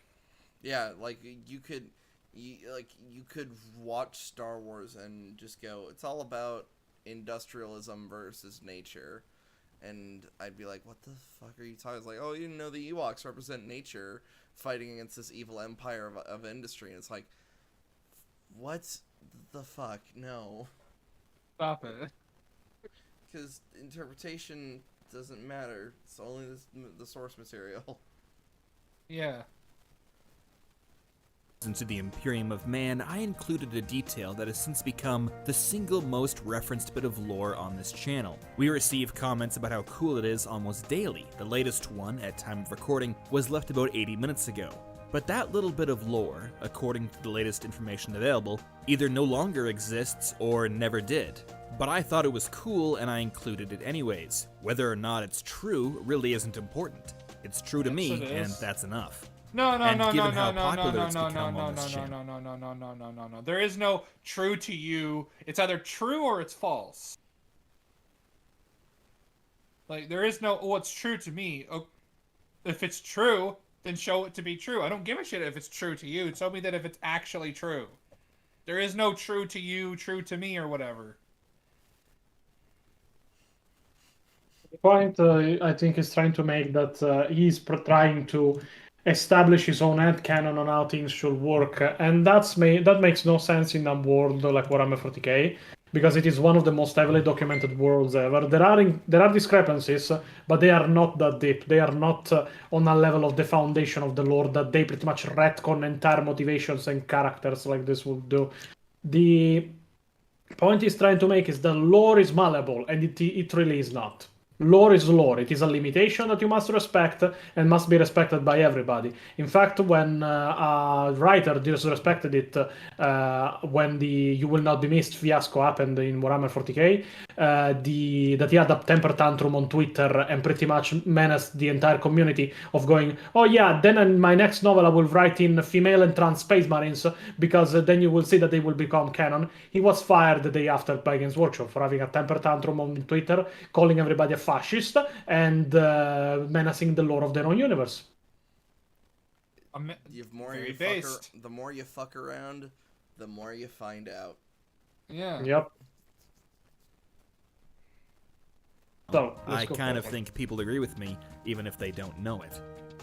And while I certainly understand and even appreciate having an ironclad history, a firm and uncompromising canon or continuity, if you will, there are also times when it's refreshing to just not deal with that. Wouldn't it have been nice to have the option to say that Rey is not Palpatine's granddaughter, or that the war Yes, I agree. I agree. There would have been. I would have been. There would have been refreshing to not have a sequel trilogy at all. Oh yeah, that's the best possible option. Yeah. What's he about to say with this? Against the Night King was way cooler than whatever this is, and to have those interpretations be totally valid? No. Well, no, you'd be wrong because there was just nothing on screen. My TV may as well have been off. Now I am no fool, and I have no doubt that I will have failed you to are. convince most or even any of you. But let's make a deal. If you Because your decide arguments to are argue dumb. with me in the comments, include the following phrase somewhere in your argument. You will die as your weakling father died. You'll get the satisfaction of tearing me down with a badass line, and I, and everyone else at the very least, will know that you watched this entire video, were open to what I had to say, and that your argument is being made in good faith. Just Fuck keep the rest of it civil. My you. feelings can only be hurt so much. But if you think the idea of female space marines just being a possibility, according to one interpretation, is some kind of betrayal, if this discussion has caused you to decide that the woke moralists over at the Temple Institute have finally gone too far, if even now you are furiously hitting the unsubscribe button, well, the tree of any YouTube channel must from time to time be nourished by the blood of misogynists, and as the saying goes, I thought you said. I thought you said that. That there are people who cared about this. Who weren't misogynist, good sir.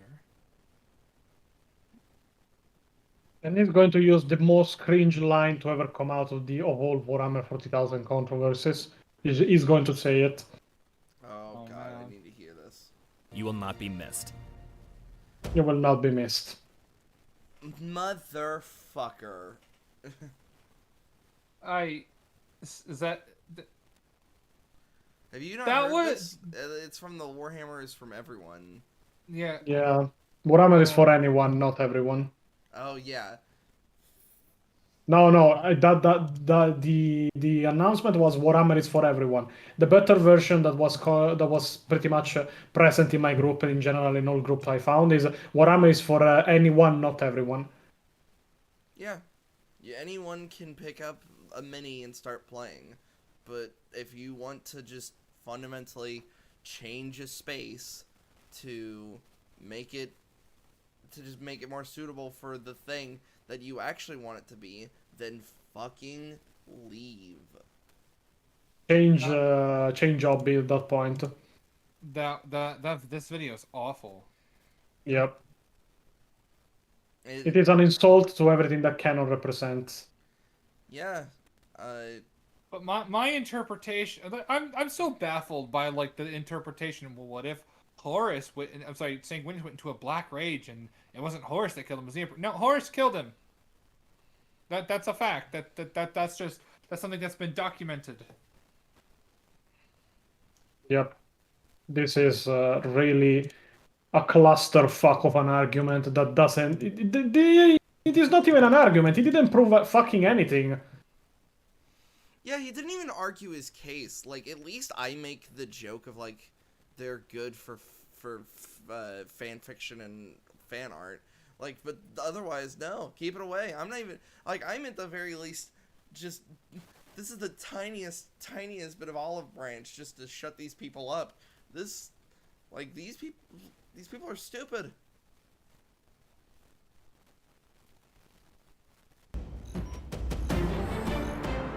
In Incoming, the Templin Institute discusses the theories and ideas found across alternate worlds. Okay. Yeah, it is over. We're good. We're good. I'm gonna throw the cover up. We can go ahead. You guys can go ahead and leave the watch together. That was painful, actually. That was one of the worst videos I've seen in quite a while. Yep, it was really a clusterfuck of an argument without a real argument.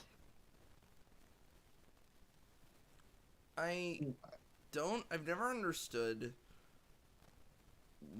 why,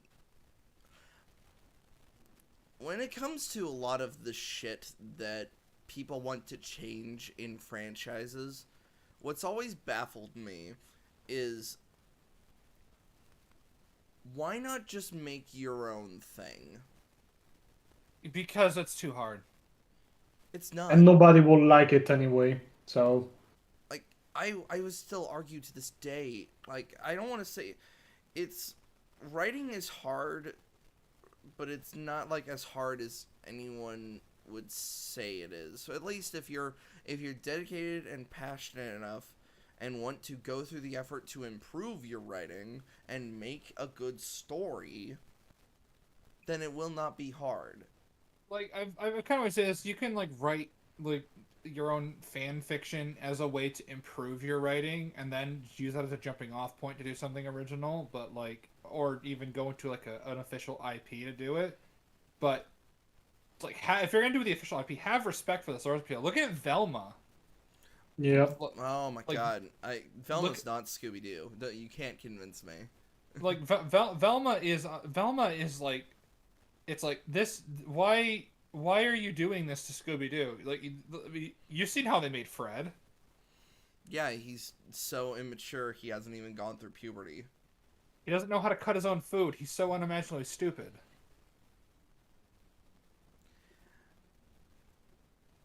This is really a non-argument. He's making points that have no sense and can be disproven just by citing the lore or citing the books or citing the universe itself. Like, when your entire point is trust me, bro, you are not really making a fucking point whatsoever to begin with. And he's trying to cover it up by doing the whole, well, it's different interpretations of the lore. That's all. It's like, Yeah, no, and notice how he called everybody that disagreed with him a tool. He called everybody that was going away because of this a misogynist. He pretty much is saying my opinion is the right one, and he's saying in the same video that there is no right opinion on Warhammer 40,000, while saying that this is the right one. What the fuck? Also, I'm just reading some of these comments for this thing. One of the first comments, a lore channel essentially saying lore doesn't matter is fucking insane. Yeah, pretty much.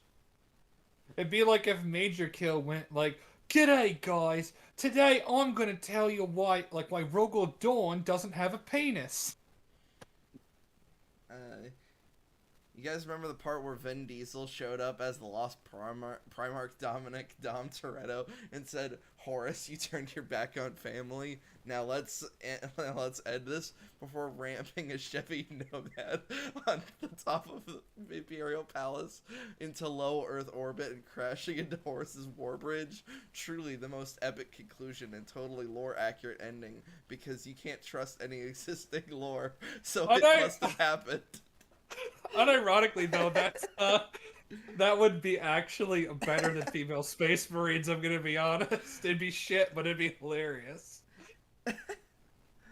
And then there's, I'm not seeing it, but I'll bring up a thread of a comment that was made. We talked about this before the stream started, but I believe somebody went like, now make loyalist gene stealers.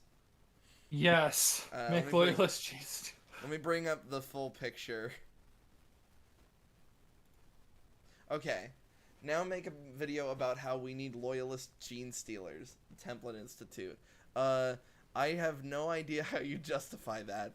Maybe like a Primarch that got corrupted somehow by the psychic projections of the Imperial Creed. It's a cool idea. I got nothing against someone trying to make the concept work. I like that the first off, the bit that was like, I have no idea how you justify that. Well, the Imperial propaganda. There you go. Not all gene stealers are bad. Hashtag not all gene stealers. Yeah. What do you mean? What do you mean? I thought the canon of 40K was very fluid, and there's lots of bigotry going on, and all of that stuff. So just have it be like, oh, well, you know, loyalists can totally be gene stealers. Yeah, that's the slur passed this over to me. Oh, I mean, you spent this whole video grasping at straws to justify this dog shit. May as well dedicate another for that. A radical Ordos Xenos Inquisitor with access to some of the and a Death Watch library embark on a research project management to overpower a Primarch Or you could Patriarch. make the That's the gene stealer. patriarch, or you could make the patriarch some weird tyrannid conversion of a demon host and creations of biomodels could actually be super rad, and if it were the cult of the four-armed emperor, could be very useful for counterintelligence against those other cults. Yeah, it is not something. He's pretty much getting berated for the whole thing. They lost 7,000 subscribers. From what I was told a couple of minutes ago, they lost $1,000 of revenue from their Patreon. So a lot of people left their Patreon because of this. And they're still claiming victory. I just made a post about it on Facebook, how the guy is claiming victory on the whole thing. He sent a couple of messages ago. One of my favorite stories about this kind of thing was from when we did our video on the Imperial Guard. In the script, we had a few instances of the phrase "man" and "woman." Our narrator at the time suggested we reverse it to "woman" and "men," just because it will piss off the kind of people we don't want watching this channel. It didn't piss off anybody, mate, really. We lost subs, we got hateful emails and DMs, it was hilarious. I don't believe it for a second. We even had a few people making up their own rules to try and tell us why that phrase is grammatically incorrect. Again, I don't believe it for a fucking second that this happened because they said woman and man and not man and woman. But calling someone woke is just such a weak move that probably doesn't even meet the threshold of what constitutes an argument. I don't even know what that means anymore. It's just a way to try and fit someone in a box that you invented. In conclusion, the internet is a land of contrast and I am off for the weekend. So see ya. Really? He's talking about the weak move of calling everybody woke when you're calling everybody misogynist because they don't agree with you? Yeah. That's pretty much it, yeah. This is really go woke, you go broke. I didn't realize he lost like $1,000 in Patreon Good. money. Fuck it, fuck it. He deserves it. No, yeah, that's literally like the argument of the open market. Like the market will decide like your decisions essentially. Like if it works, then congratulations, it worked. But like, in this case, it didn't. You pissed everybody off, and now you lost your money. Like I mean, he didn't even like attempt to try and make a logical argument for female space marines. Like, it wasn't even like, here, let me play the devil's advocate here for a second. Hear me out. Like, not even that.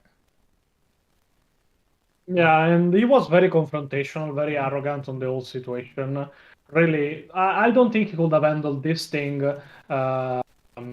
worse than he already did. Like, I don't think there is a worse way. I think he could have done worse only if he made a segment in the fucking video calling me out for the whole hate stuff.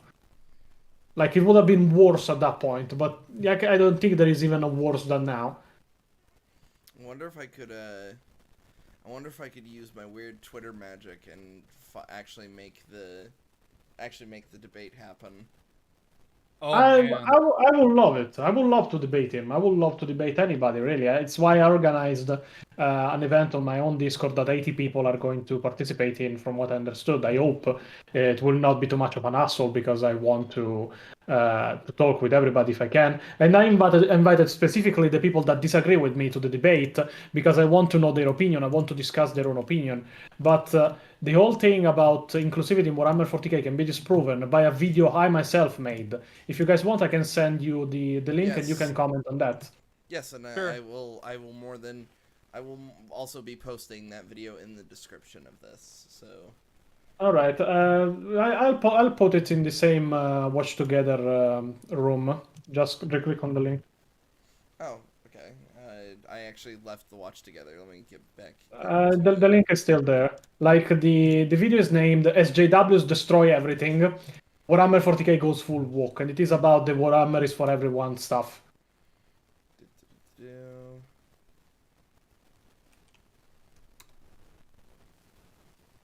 Someone is missing. Someone is not rejoining. Yeah, I'm right here. All right. Okay. Tell me when you're ready with the thing on the stream, so I can start it. All right, go ahead. All right. Oh, wait a second. What the fuck? Started from there.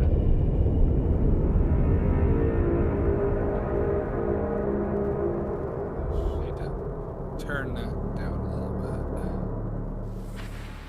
Wokeness has been a problem in every franchise in the last 5 years or so, menacing and destroying entire franchises, both in the fan's eyes and in the market for movies, video games, and now, miniatures. This video will cover why Warhammer 40k in general is destined to fail as a woke franchise in every part of the woke culture itself. I will cover every change that the SJWs asked to Games Workshop and Games Workshop has agreed to make, and cover why they are dumb and make no sense in the perspective of lore, storytelling, and miniatures market. I will try to be as objective as I can, but remember that we are talking about a political problem that has no relative resemblance to anything that is Warhammer 40k.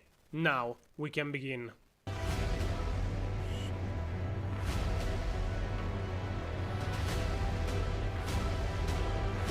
It's divided in chapters, so...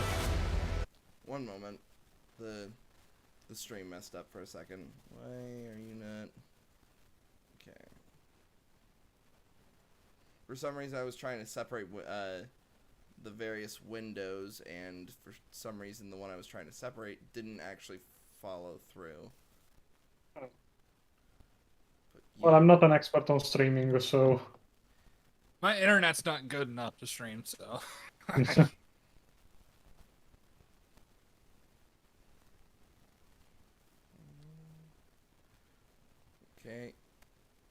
All right. So I hope I can educate you a bit on my points and my point of view with this video, because it's useless to repeat it if I have this one available. Right. As everyone knows in the Warhammer 40k lore, there is no such thing as racism in the Imperium of Man against other ethnicity of its citizens and people. The Imperium of Man is a unified force, being it human, transhuman or abhuman, united against the rest of the galaxy. They have enemies everywhere, they don't have such time to discuss identity politics, gender politics or racism. The consequence of this is that in Warhammer 40k, racism against human is not a thing, as sexism too is not a thing. In the grim darkness of the far future, there is only war. They don't have time to choose who to send based on the color of their skin or of their gender.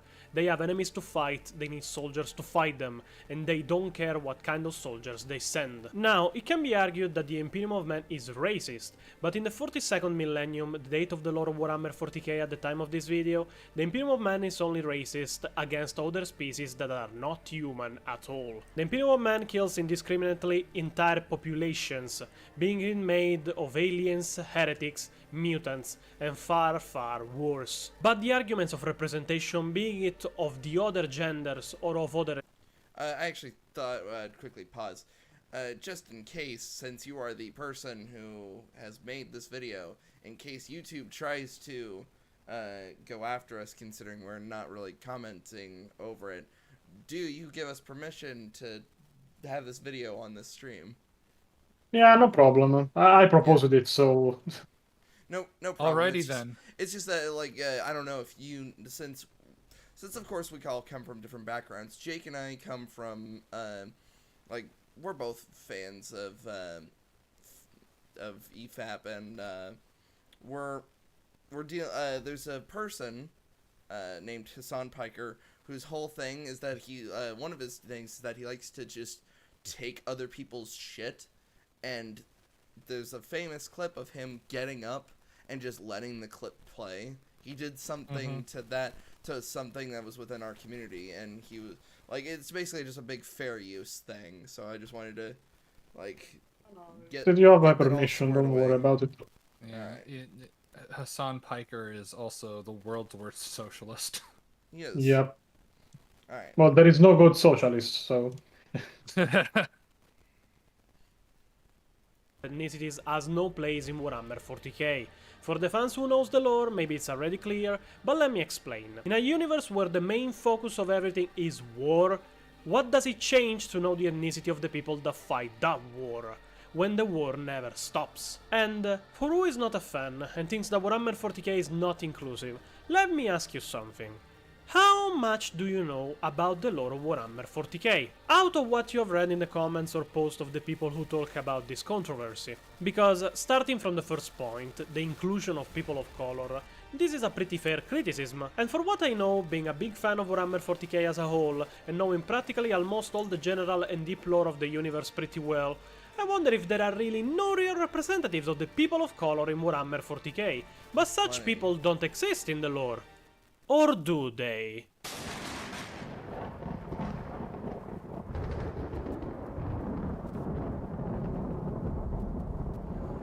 Isn't there like a black space marine, for example? Well, isn't Vulcan essentially African? Yes and no. You will see that there is more black space marines than the salamanders. Right. Well, salamanders, most of them are just white people that... The if Imperial their Man itself doesn't skin care turned about your skin black. color, just that you do as you are ordered and that you are capable of doing what you are ordered.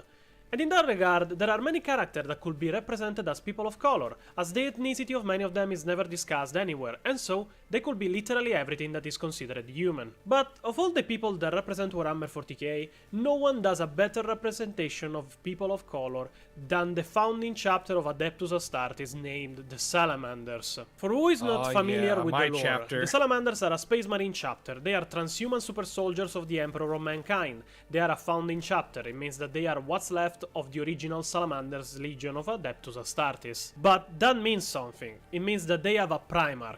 Primarchs are the sons of the Emperor of Mankind, and the Primarch of the Salamanders was called Vulcan. Leaving out the rest of the lore and going straight to the point, Vulcan was raised as a warrior blacksmith before becoming king on a planet called Nocturne. After his rediscovery by the Emperor, every single Salamander Space Marine created was a native of Nocturne. I am specifying this because Nocturne is a volcanic death world, always illuminated by a really powerful sun. And that means that not only Vulcan is literally called black, but that every single Astarte in the Salamanders has black skin. Now, people attack most of the time this comparison with the Salamanders. They use the argument they are called black and they have red eyes, they look like demons. But that point doesn't really stand when you take in consideration their approach to battle and to human life. The Salamanders are one, if not the kindest, of Space Marine chapters. They literally use their body as a shield for the humans. That is not a thing to take for granted. As just a few Space Marine chapters do that, many of the Space Marine chapters just care about defeating the enemy, no matter the cost, being it even an entire planet population. But going on a scientific point, someone could say, then why there are no Space Marines of color in other chapters? For a quick pause, what is this this movie that's on screen? I think it's the Hell's Reach. It's the Hell's Reach animation. Yeah. Oh, I seriously need to get. I need to get to watching that. It's like one of Yeah, those... it is very high quality. Now, this is pretty much a false statement. If we take another chapter like the Celestial Lions, their old chapter master, now dead unfortunately, was black. And if you think that it's possible for every Space Marine chapter to have Marines of colors, you are wrong. The process to create a Space Marine requires that a part of the genome of their original Primarch has to be implanted in their body. That means they inherit many of the features that Primarch had. To make some examples, the Astartes of the Raven Guard are all with black hair and pale skin, because that was the aspect of their Primarch, Corvus Corax. The same goes for the sons of the Primarch Sanguinius, the Blood Angels. They inherit his pale skin, his blonde hair, and many of the features and mutation as every single Astarte has. That means a person has to have a DNA that is compatible with one of the original Primarchs, and of the genetic material required to make them super soldiers. If they don't meet those requirements, it means death during the process of augmentation. That's why, for many chapters, the recruitment is possible only on a few planets with fixated conditions, or they could literally recruit from the whole Imperium. And that's not a thing in Warhammer 40k. Moreover, if you want more inclusion, you just have to look at the White Scars and their Primarch, Jagatai Khan. The White Scars are an original founding chapter, and their Primarch resembles a lot an Asian ethnicity from Old Earth. That means that every single White Scar has Asian features, and that's what I call inclusion. Now I ask myself, why do people want inclusion only in the Imperium of Men? I'm not really good in the lore of the Eldari race, but I don't remember ever seeing even one Eldar of color, nor an Orc of color. The Imperium of Men, even without pressure, already has inclusion, and that's a fact, not a theory. But I can already imagine the question, and that's the second point the SJWs made and that I fear Games Workshop will grant. And I am talking about female Astartes.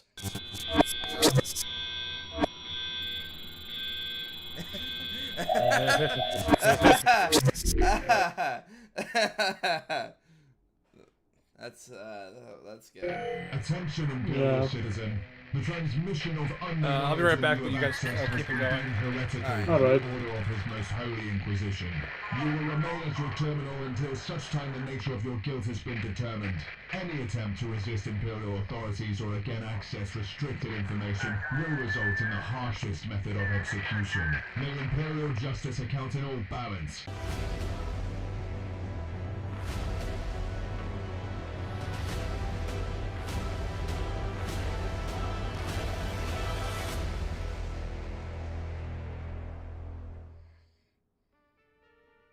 One of my biggest fears, and I think the biggest fear of the entire Warhammer 40k fandom, is the female Space Marines. Now, we again fall in the science of Warhammer 40k. What I'm talking about is a documented behavior that is said to be adopted by the genetic material of the Primarchs in Warhammer 40k, so it could not make sense in real life, but it's fantasy science, so just bear with me. Adding female Space Marine could pretty much destroy the entire Warhammer 40k lore itself. The gene seed of the Primarchs is of male type. That means it's pretty much impossible to find compatibility with any of the Primarchs' genetic material in a woman. Even if data shows that a calculation was made in the Warhammer 40k universe to understand on which level is possible to find a woman compatible with any of the Primarch gene seed, and the number is 1 on a billion woman. Moreover, taking into consideration the biology of a woman compared to one of a man, Space Marine women are impossible by odds. Remember that we are not talking about joining a traditional human army, we are talking about them joining, surviving the trials and becoming female transhuman super soldiers. Now, women are biologically weaker than men, and that's science even from our reality. It means that if a woman is lucky enough to be even capable of surviving the trials and making the cut to become an Astarte initiate, it's practically impossible by odds for them to survive the augmentation procedures, as they are really dangerous. And it's said that only one human on 100,000 human males becomes a full Space Marine. The biology of a woman means she has less chances to survive the surgery respectively to a man receiving the surgery. And that makes the odds of ever having a female Space Marine impossible. But then, if it is impossible, why do I fear what the SJWs are asking Game Workshop and what they are granting them?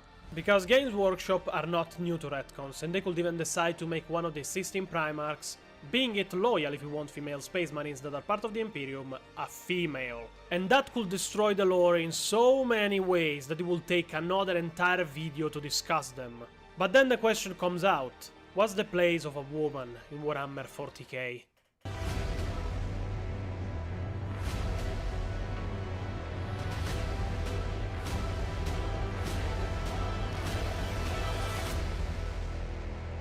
Yep. This is a battle.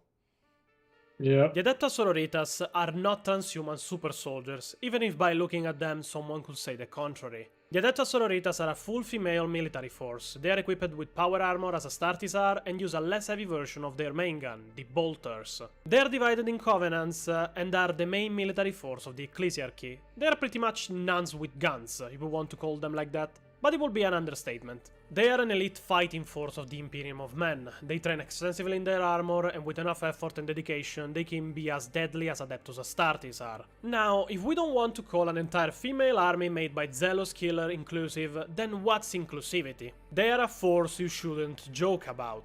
They take their assignments very seriously and could kill dozens of people if given the reason. They even fight chaotic invasions, and many times they have fought against Chaos Space Marines, and won. They are obviously not the only army containing women in Warhammer 40k, there are thousands if not hundreds of thousands of armies made of women in the Imperial Guard, but they are not trained and armed so effectively to be even comparable to the Adepta Sororitas. In a world where female Space Marines are impossible by odds and genetics, they are the thing you can choose that resembles Space Marines the most. And even in these armies, there are women of color, both in the Imperial Guard and in the Covenants of the Adepta Sororitas.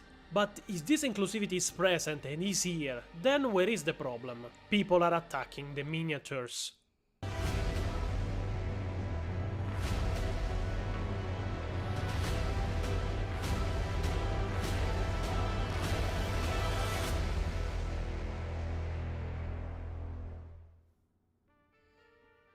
Now, I am not really a fan of the Warhammer 40k tabletop game, but I really like the miniatures, and I'm collecting them from a subscription that in Italy is called Warhammer 40k Conquest. I have an entire army of Ultramarines to paint and assemble, and an entire army of Nargol Plague Marines of the Death Guard Chaos Space Marine Legions, complete with their vehicles. But I can bet that people already noticed something. The miniatures don't have a base color that is of any human faction in the Imperium. The miniatures come in this pattern to be assembled and painted normally and with the colors and details I want to give them. But the real mystery is why people have problems with the miniatures then. That's because the miniatures are not inclusive. And I don't know what the fuck people have in mind. What? The miniatures are made in a way that you don't have to follow a pattern to paint them. Now, I know that my army is of Ultramarines, and I will paint them as Ultramarines, but that's my choice. You're not really forced to paint the miniatures in any way that you don't want. Custom-made armies are a thing. And if in your army, in your head, you want all of your Astartes or Imperial Guard to be people of color, you can do that. You're not forced to follow a code or pattern to paint. And this means that you have total freedom on what you do. So, there is not even inclusivity to talk about, because the limit you are saying is there is just in your head. Is your imagination you are talking about. You are not painting them the way you want. And maybe you are upset that other people choose to paint their miniatures the way they want. But that's pretty much none of your business. Freedom is a thing in society, and saying that other people are not inclusive because in their army there are no black people or no women is just plain stupid. Firstly because those are miniatures of a universe where bloodshed is the definition of Monday, and they don't have this kind of political issues. And secondly, because in the lore not every chapter has people of color. And then, what do these people do, instead of using their freedom to paint an army the way they want and accept the creativity of the other players for what it is? They go rant with Games Workshop. And how does Games Workshop respond to all this mess?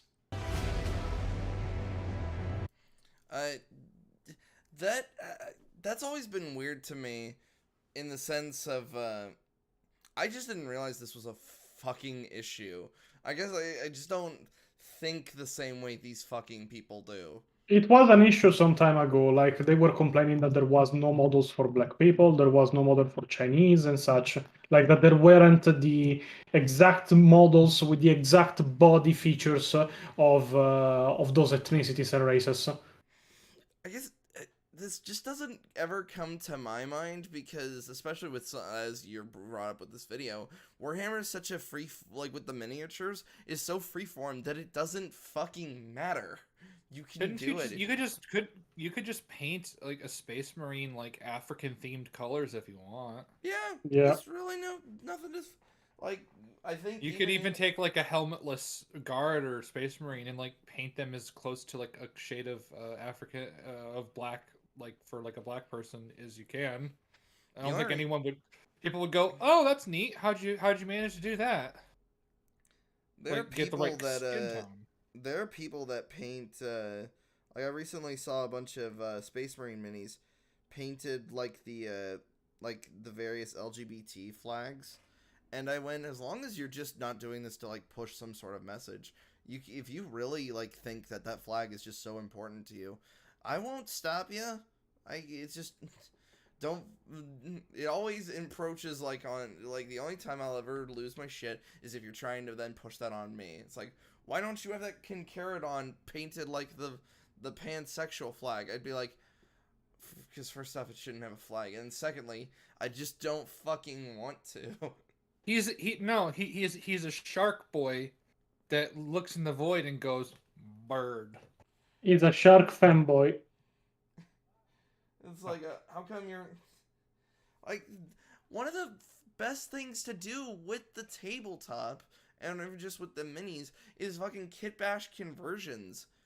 Jake, did you know you could literally take an entire guard army, cover them in chaos shit, and now they're traitor guard? The rules kind of don't change because they're still just guard, but they're guard that essentially worship they've gone traitor, so they don't like, they have the aesthetic of it. They're covered in spikes, or in this case, maybe their uniforms are all tattered because they're sick of the constant fighting. Like, this is probably one of the best hobbies to have the ultimate freedom to do whatever the fuck you want, as long as, of course, you either pay for the minis, or you do the 3D printing yourself, or pay the person who has the printer. The point is, as long as you go through the effort, who gives a shit? Yeah. Oh, you guys 3D print or not? I know a lot of people that I play with, not even that I just hang out with, that have 3D printers. It is a good hobby. I want one just because it would allow me to just kind of work with a lot of the minis that I have a lot better, because I'm currently taking a Tempestus Scion, and I'm putting the trench coat that would normally be used for their version of, like, I think it's either a commander or their version of Commissar. I've put it over a normal Scion, and I'm trying to basically kit bash it into looking like my Inquisitor, who's basically, I haven't decided if he's borrowing some Scion armor or if he was a former Scion. I want to make it as close to the lore, but of course it's a fan thing. But so I've so in order to justify certain things and like to make the cable to the hotshot las work, I essentially cut like a big hole in the trench coat, and I'm currently making it look like the cloak is in tatters.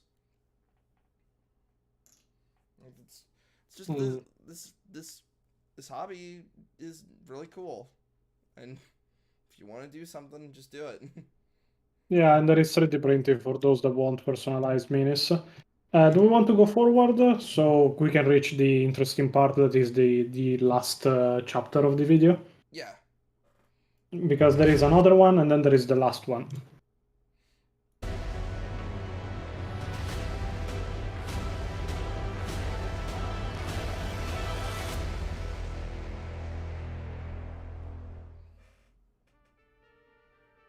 I must say, even if Games Workshop created Warhammer Fantasy and Warhammer 40k, I'm not really a fan of them. They are pretty much vultures of creativity of others, and I don't mean to be offensive by that.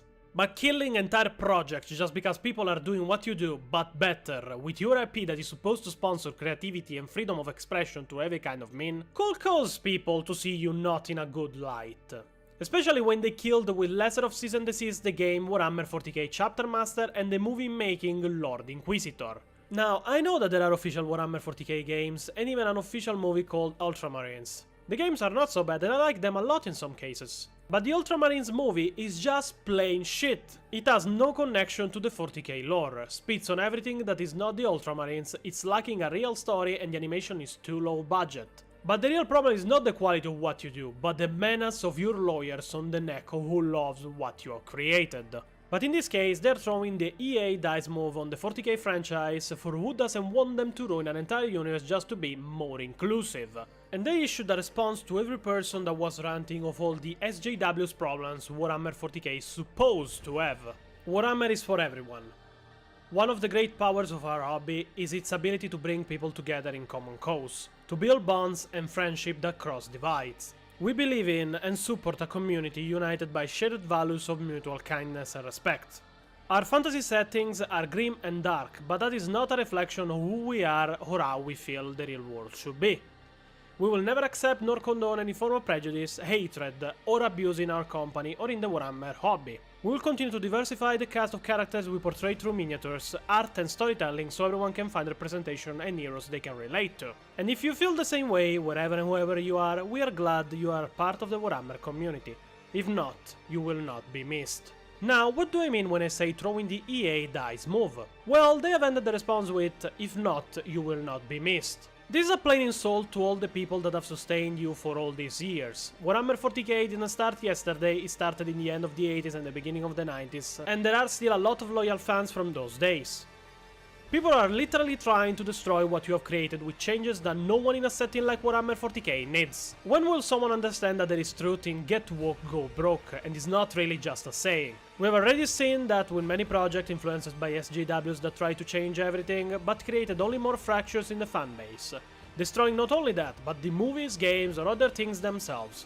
Two examples, the Star Wars trilogy and the movie Terminator Dark Fate. We are literally trying to keep Warhammer 40k alive, away from stupid concept of gender and identity politics in a universe where billions are massacred every single day. And if we keep going on this path, I fear we will witness the death of the world of Warhammer 40k. And for the people that think every single universe has to have women everywhere, people of color everywhere, and even LGBTQ+ everywhere, and even move the issue of inclusivity as part of its narrative, you are plain wrong. I can confirm that the community is not toxic. There are a lot of sites of news and interviews on the internet that try to show the toxicity of the community itself, but they couldn't, because white males, black males, white woman, black woman, they're all accepted already. I can confirm everyone has a good time in the community, idiots are everywhere, remember that, but pretty much everyone is already welcomed. Telling me that one of the characters of my miniatures has to be painted black forcefully or has to be forcefully a woman just takes away more and more of my imagination and freedom to enjoy the game. Because I know that I must do things like this, or people will call me a racist or a misogynist without reason. What I ask is not to have only white males as characters. What I ask is not to fall in the inclusivity that destroys franchises. Please remember that a gender or the color of the skin are not an entire character. The best characters are the ones that you write as characters and then give them a gender or an ethnicity. You shouldn't have accepted what this bunch of idiots that I can confirm know nothing of Warhammer 40k and are not even interested in buying your merchandise or miniatures wants you to do. But I can imagine that now is too late. What's next? Kid-friendly Warhammer 40k? Or even a total female Space Marine chapter coming out of nowhere? I don't want to see the world that I got to love in the last 2 years fall apart just for the hope of the mainstream money you're trying to take, Games Workshop. Because I can assure you, not a single person that is trying to change the grim darkness of the far future will give you even a penny. And for what I can say, there are already projects you are ignoring that people would love to see expanded, like Astartes, Death of Hope, or even Hell's animations. But what we got instead is that now Warhammer 40k will be more inclusive. Well, I hope everyone will be happy that more black people and more women will be massacred with all the rest of the victims of that dark universe. I can imagine how the meeting where the CEOs decided to sell 40k to these people went. Magic Pain Glove, tell me what to do.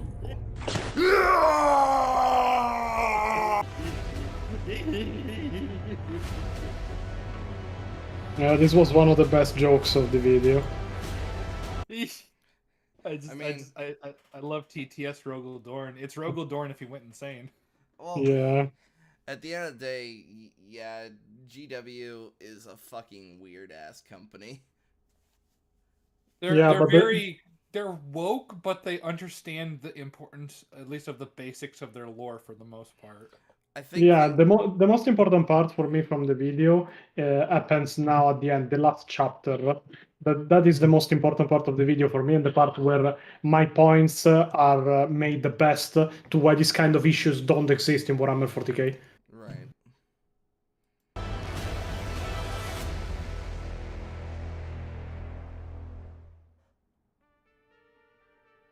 The phrase, "in the grim darkness of the far future there is only war," carries a deeper meaning that many outside of Warhammer 40k could ever understand. It's not just a bad thing to think about, the worst future possible for mankind, but it has a meaning as for the objective of everything that is Warhammer 40k itself. My favorite book, being a big fan of Warhammer 40k literature, is Dante from Guy Haley. It's my favorite book because it shows all the changes of the oldest space marine alive not in a dreadnought throughout his life. He's shown taking the trials as a kid, becoming a scout and a space marine, and he's shown fighting the tyrannies already as chapter master Louis Dante. In that book, the Astartes of the Blood Angels literally took children and told them to kill each other in a death game to qualify as aspirant Astartes. Now think of that brutality level and then change it with a discussion on identity politics. Wow, such improvement. There is only war practically nullifies everything else. The entire human race lives for war and through war survives. That means being black, white, Chinese, a woman, an Astarte, an Ogrin or an assassin. All you do in your life is die in the name of war. And I can't understand where inclusivity becomes a thing in this. If the 42nd millennium has a good quality, is that it completely destroys parity of gender or racism against other ethnicities. All you have to do is die fighting. It doesn't matter where you came from, who believed in you and who didn't.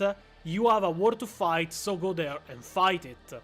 You think that bringing even more disparity in the universe, presenting even racism and identity politics as a thing will make you more money? No, it will not.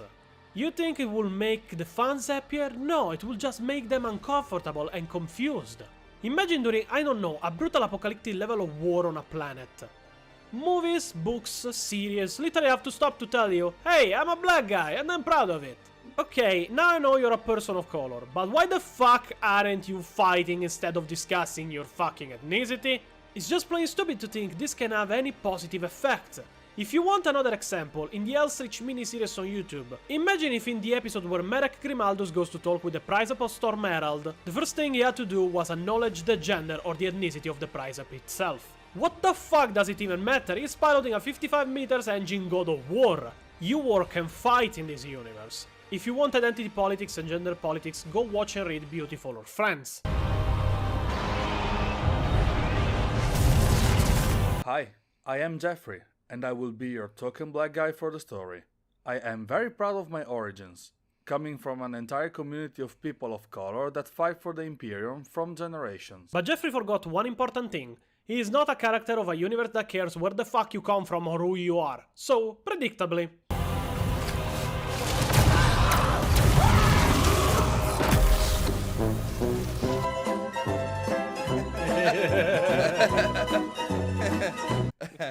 Oh, no, I'll have to pause because of copyright.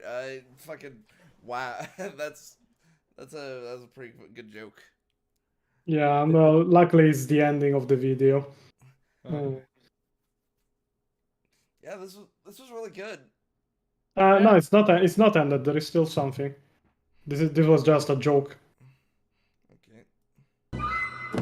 What I'm saying is that people of the 32nd millennium don't need this. Because they simply don't have to care about these things. There are enemies to kill inside and outside their territory. People die in millions in war on daily basis. In billions if an apocalyptic war starts. It just takes you out of the atmosphere that 40k has. That you have even to bother to consider what the other human that is fighting on your side is. I do not really understand why bring racism and sexism in a universe where racism and sexism are not a thing. But what do I know? In the end, if I don't agree with Games Workshop changes, I will not be missed.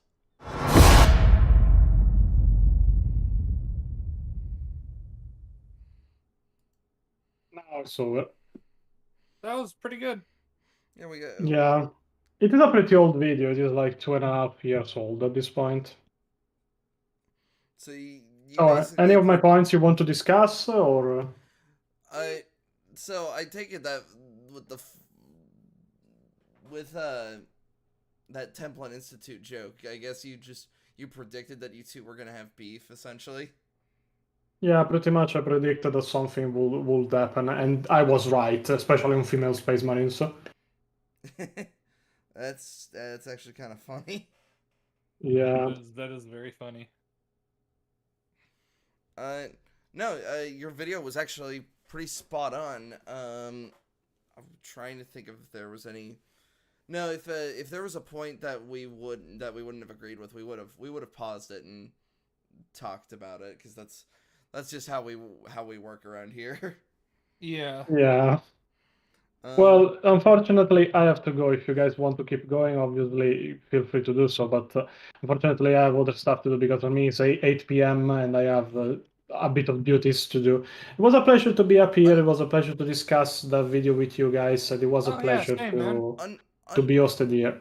Yeah, the pleasure was ours. Would you like to plug yourself for the audience? No, it's fine. Just if you guys search for meme page, go on Warhammer 40k, go on Facebook, Warhammer 40k heresy posting, you find us there, you find all of us there, and feel free to post about what you want, as long as it doesn't break the rules of Facebook. Well, this was a pleasure. I hope to be up here again at some point if there is any other controversy, or if you guys want to make streams about Warhammer 40,000. Oh, have a good day, my mates. See you next time. You too. Bye. Have a great day. Yeah, this was fun. Yeah. That was very fun, yeah. Do we have anything else? Let me throw the cover up. Yeah, that was just a good video. Yeah, as I just said, you and me function on almost the same system. If we had shit to argue for, we would have done it then and there. Yeah. Let's see. I wanted to point out more comments from Templin Institute, because I thought I saw another funny comment. If I could find it, then we'll say it. But other than that, I think in a few minutes we'll be ready to Yeah, Will is in the middle of watching a flat Earth documentary, and I want to get in on that before it ends. Yes, and I want to get back to painting my minis and enjoying the rest of my weekend. If anyone hasn't noticed, actually, no one would notice this. This was a lot of behind the scenes shit. For research for a short, we watched the Last of Us TV show. For the Y.A.R.P episode that will be going up tomorrow because we've accidentally become a Monday morning podcast. That's fine. I'm not bothered by that. I've watched almost all of Alice in Borderland, like the last 3 episodes, which the last episode was a full fucking movie length. So I was up till like 5 in the morning on a Saturday. We did the recording of that, and that went on till 1. Then I went to the store. That went on till 7. By the time I was home, I was exhausted. So I'm gonna enjoy the rest of my weekend, and so I hope all of you enjoyed this stream. And Jake, you working on anything or have worked on anything recently? So, I am working on the Tommy Oliver video, but the next video I hope to get back to working on it because I go through ebbs and flows of like writing stuff. That's fine. Every creator does.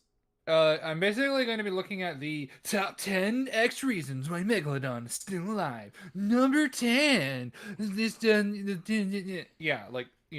effectively going to be trying to say, yeah, all these videos that say the Megalodon still exists, yeah, all of this evidence is bullshit, and I'm going to give as detailed of an explanation as I possibly can as to why it's extinct that is digestible for normies. Good luck with that, because I think I can do it. I think I can do it. With some, I guess, like, I'm taking the normie perspective in the sense that I have no idea, because I thought the Megalodon wasn't even real. I thought that was it existed. That was like a kaiju monster. No, it existed. It was estimated about a 50-foot shark that existed. Nice. We have its teeth and I think a couple of vertebral columns, but I could be wrong about that because we don't really have a skeleton because it's a shark and cartilage does not fossilize very well. It can, but with deep sea animals, it's incredibly hard. So I found I found 2 of them. I found 2 moments. One of them, actually even 3, because they just happened to be lined up next to each other. This was a real extra credits moment, because we all know that infamous fucking, like, orcs or black people video that he made. Or, like, nor just, like, talking about, like, not biological supremacy. He's talking about some bullshit. Then, let's not forget when Sanguinius killed Horus and succumbed to the Black Rage, and he said, "It's sanguine time," before sanguining everywhere around the Emperor. I think we should end there. There's one more, and this one actually is this one is a bigger one. The Institute calls for a debate, shouts down the chants once being challenged, claiming hate speech. The fact that the Template Institute would go as far as to call those that accept and even love most, if not all, aspects of the lore uncritical and easily persuaded is downright disrespectful and is a blatant insult to a lot of the community. And if you took even a moment to actually discuss or debate with those on the other side of the aisle, you would come to find that there is a lot of love for women in the 40K universe. Now, personally, I like the format of your videos, and you publicly said you will not use your platform to feature those that practice hate speech. I have known Danny for a while, and he's been incredibly supportive, and not once have I ever heard him say anything remotely close to being hateful. If you are certain of your viewpoint and that it is right, then use your platform to put both sides of the argument on display, and that will come across.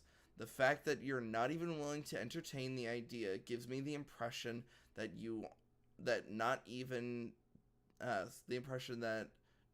you truly believe what you are selling. In the words of Falcon, new Cap, you need to do better. And that cringe line actually works. Yeah, be better. And when it comes, like, because that's what makes that do better speech really fall apart is the fact that he himself doesn't offer any solutions. Yeah. He But pretty much just talks the guy shit who on just them. commented offered a very good solution. So Yeah. No, debate is always fucking healthy. I like debate is a good thing. yeah. We don't progress as a society without debate. We don't progress even as like critics if we don't debate. Yeah, that's true. We literally like I don't know if it's a debate, but you and me will sometimes go back and forth on the remake Power Rangers movie and how I think it is absolutely like one of the worst things that could be done to the IP. I wouldn't say that. I mean, there's Operation Overdrive. I haven't seen Operation Overdrive. There's Megaforce. I haven't seen to Mighty Morphing. I think it's the worst thing to be done to Mighty Morphing. I think it's worse than the first movie, which I know you've made a video of. I mean, like, I don't think it's the worst thing that could be done to Mighty Morphin. That's what I think. I would need, like I said, like I told you yesterday, I haven't watched it in you haven't years. watched it in a while. Yeah. But that's the point is like you and me have different stances on this. We're willing to talk about it. Yeah. And with that note, we'll all see you guys next week.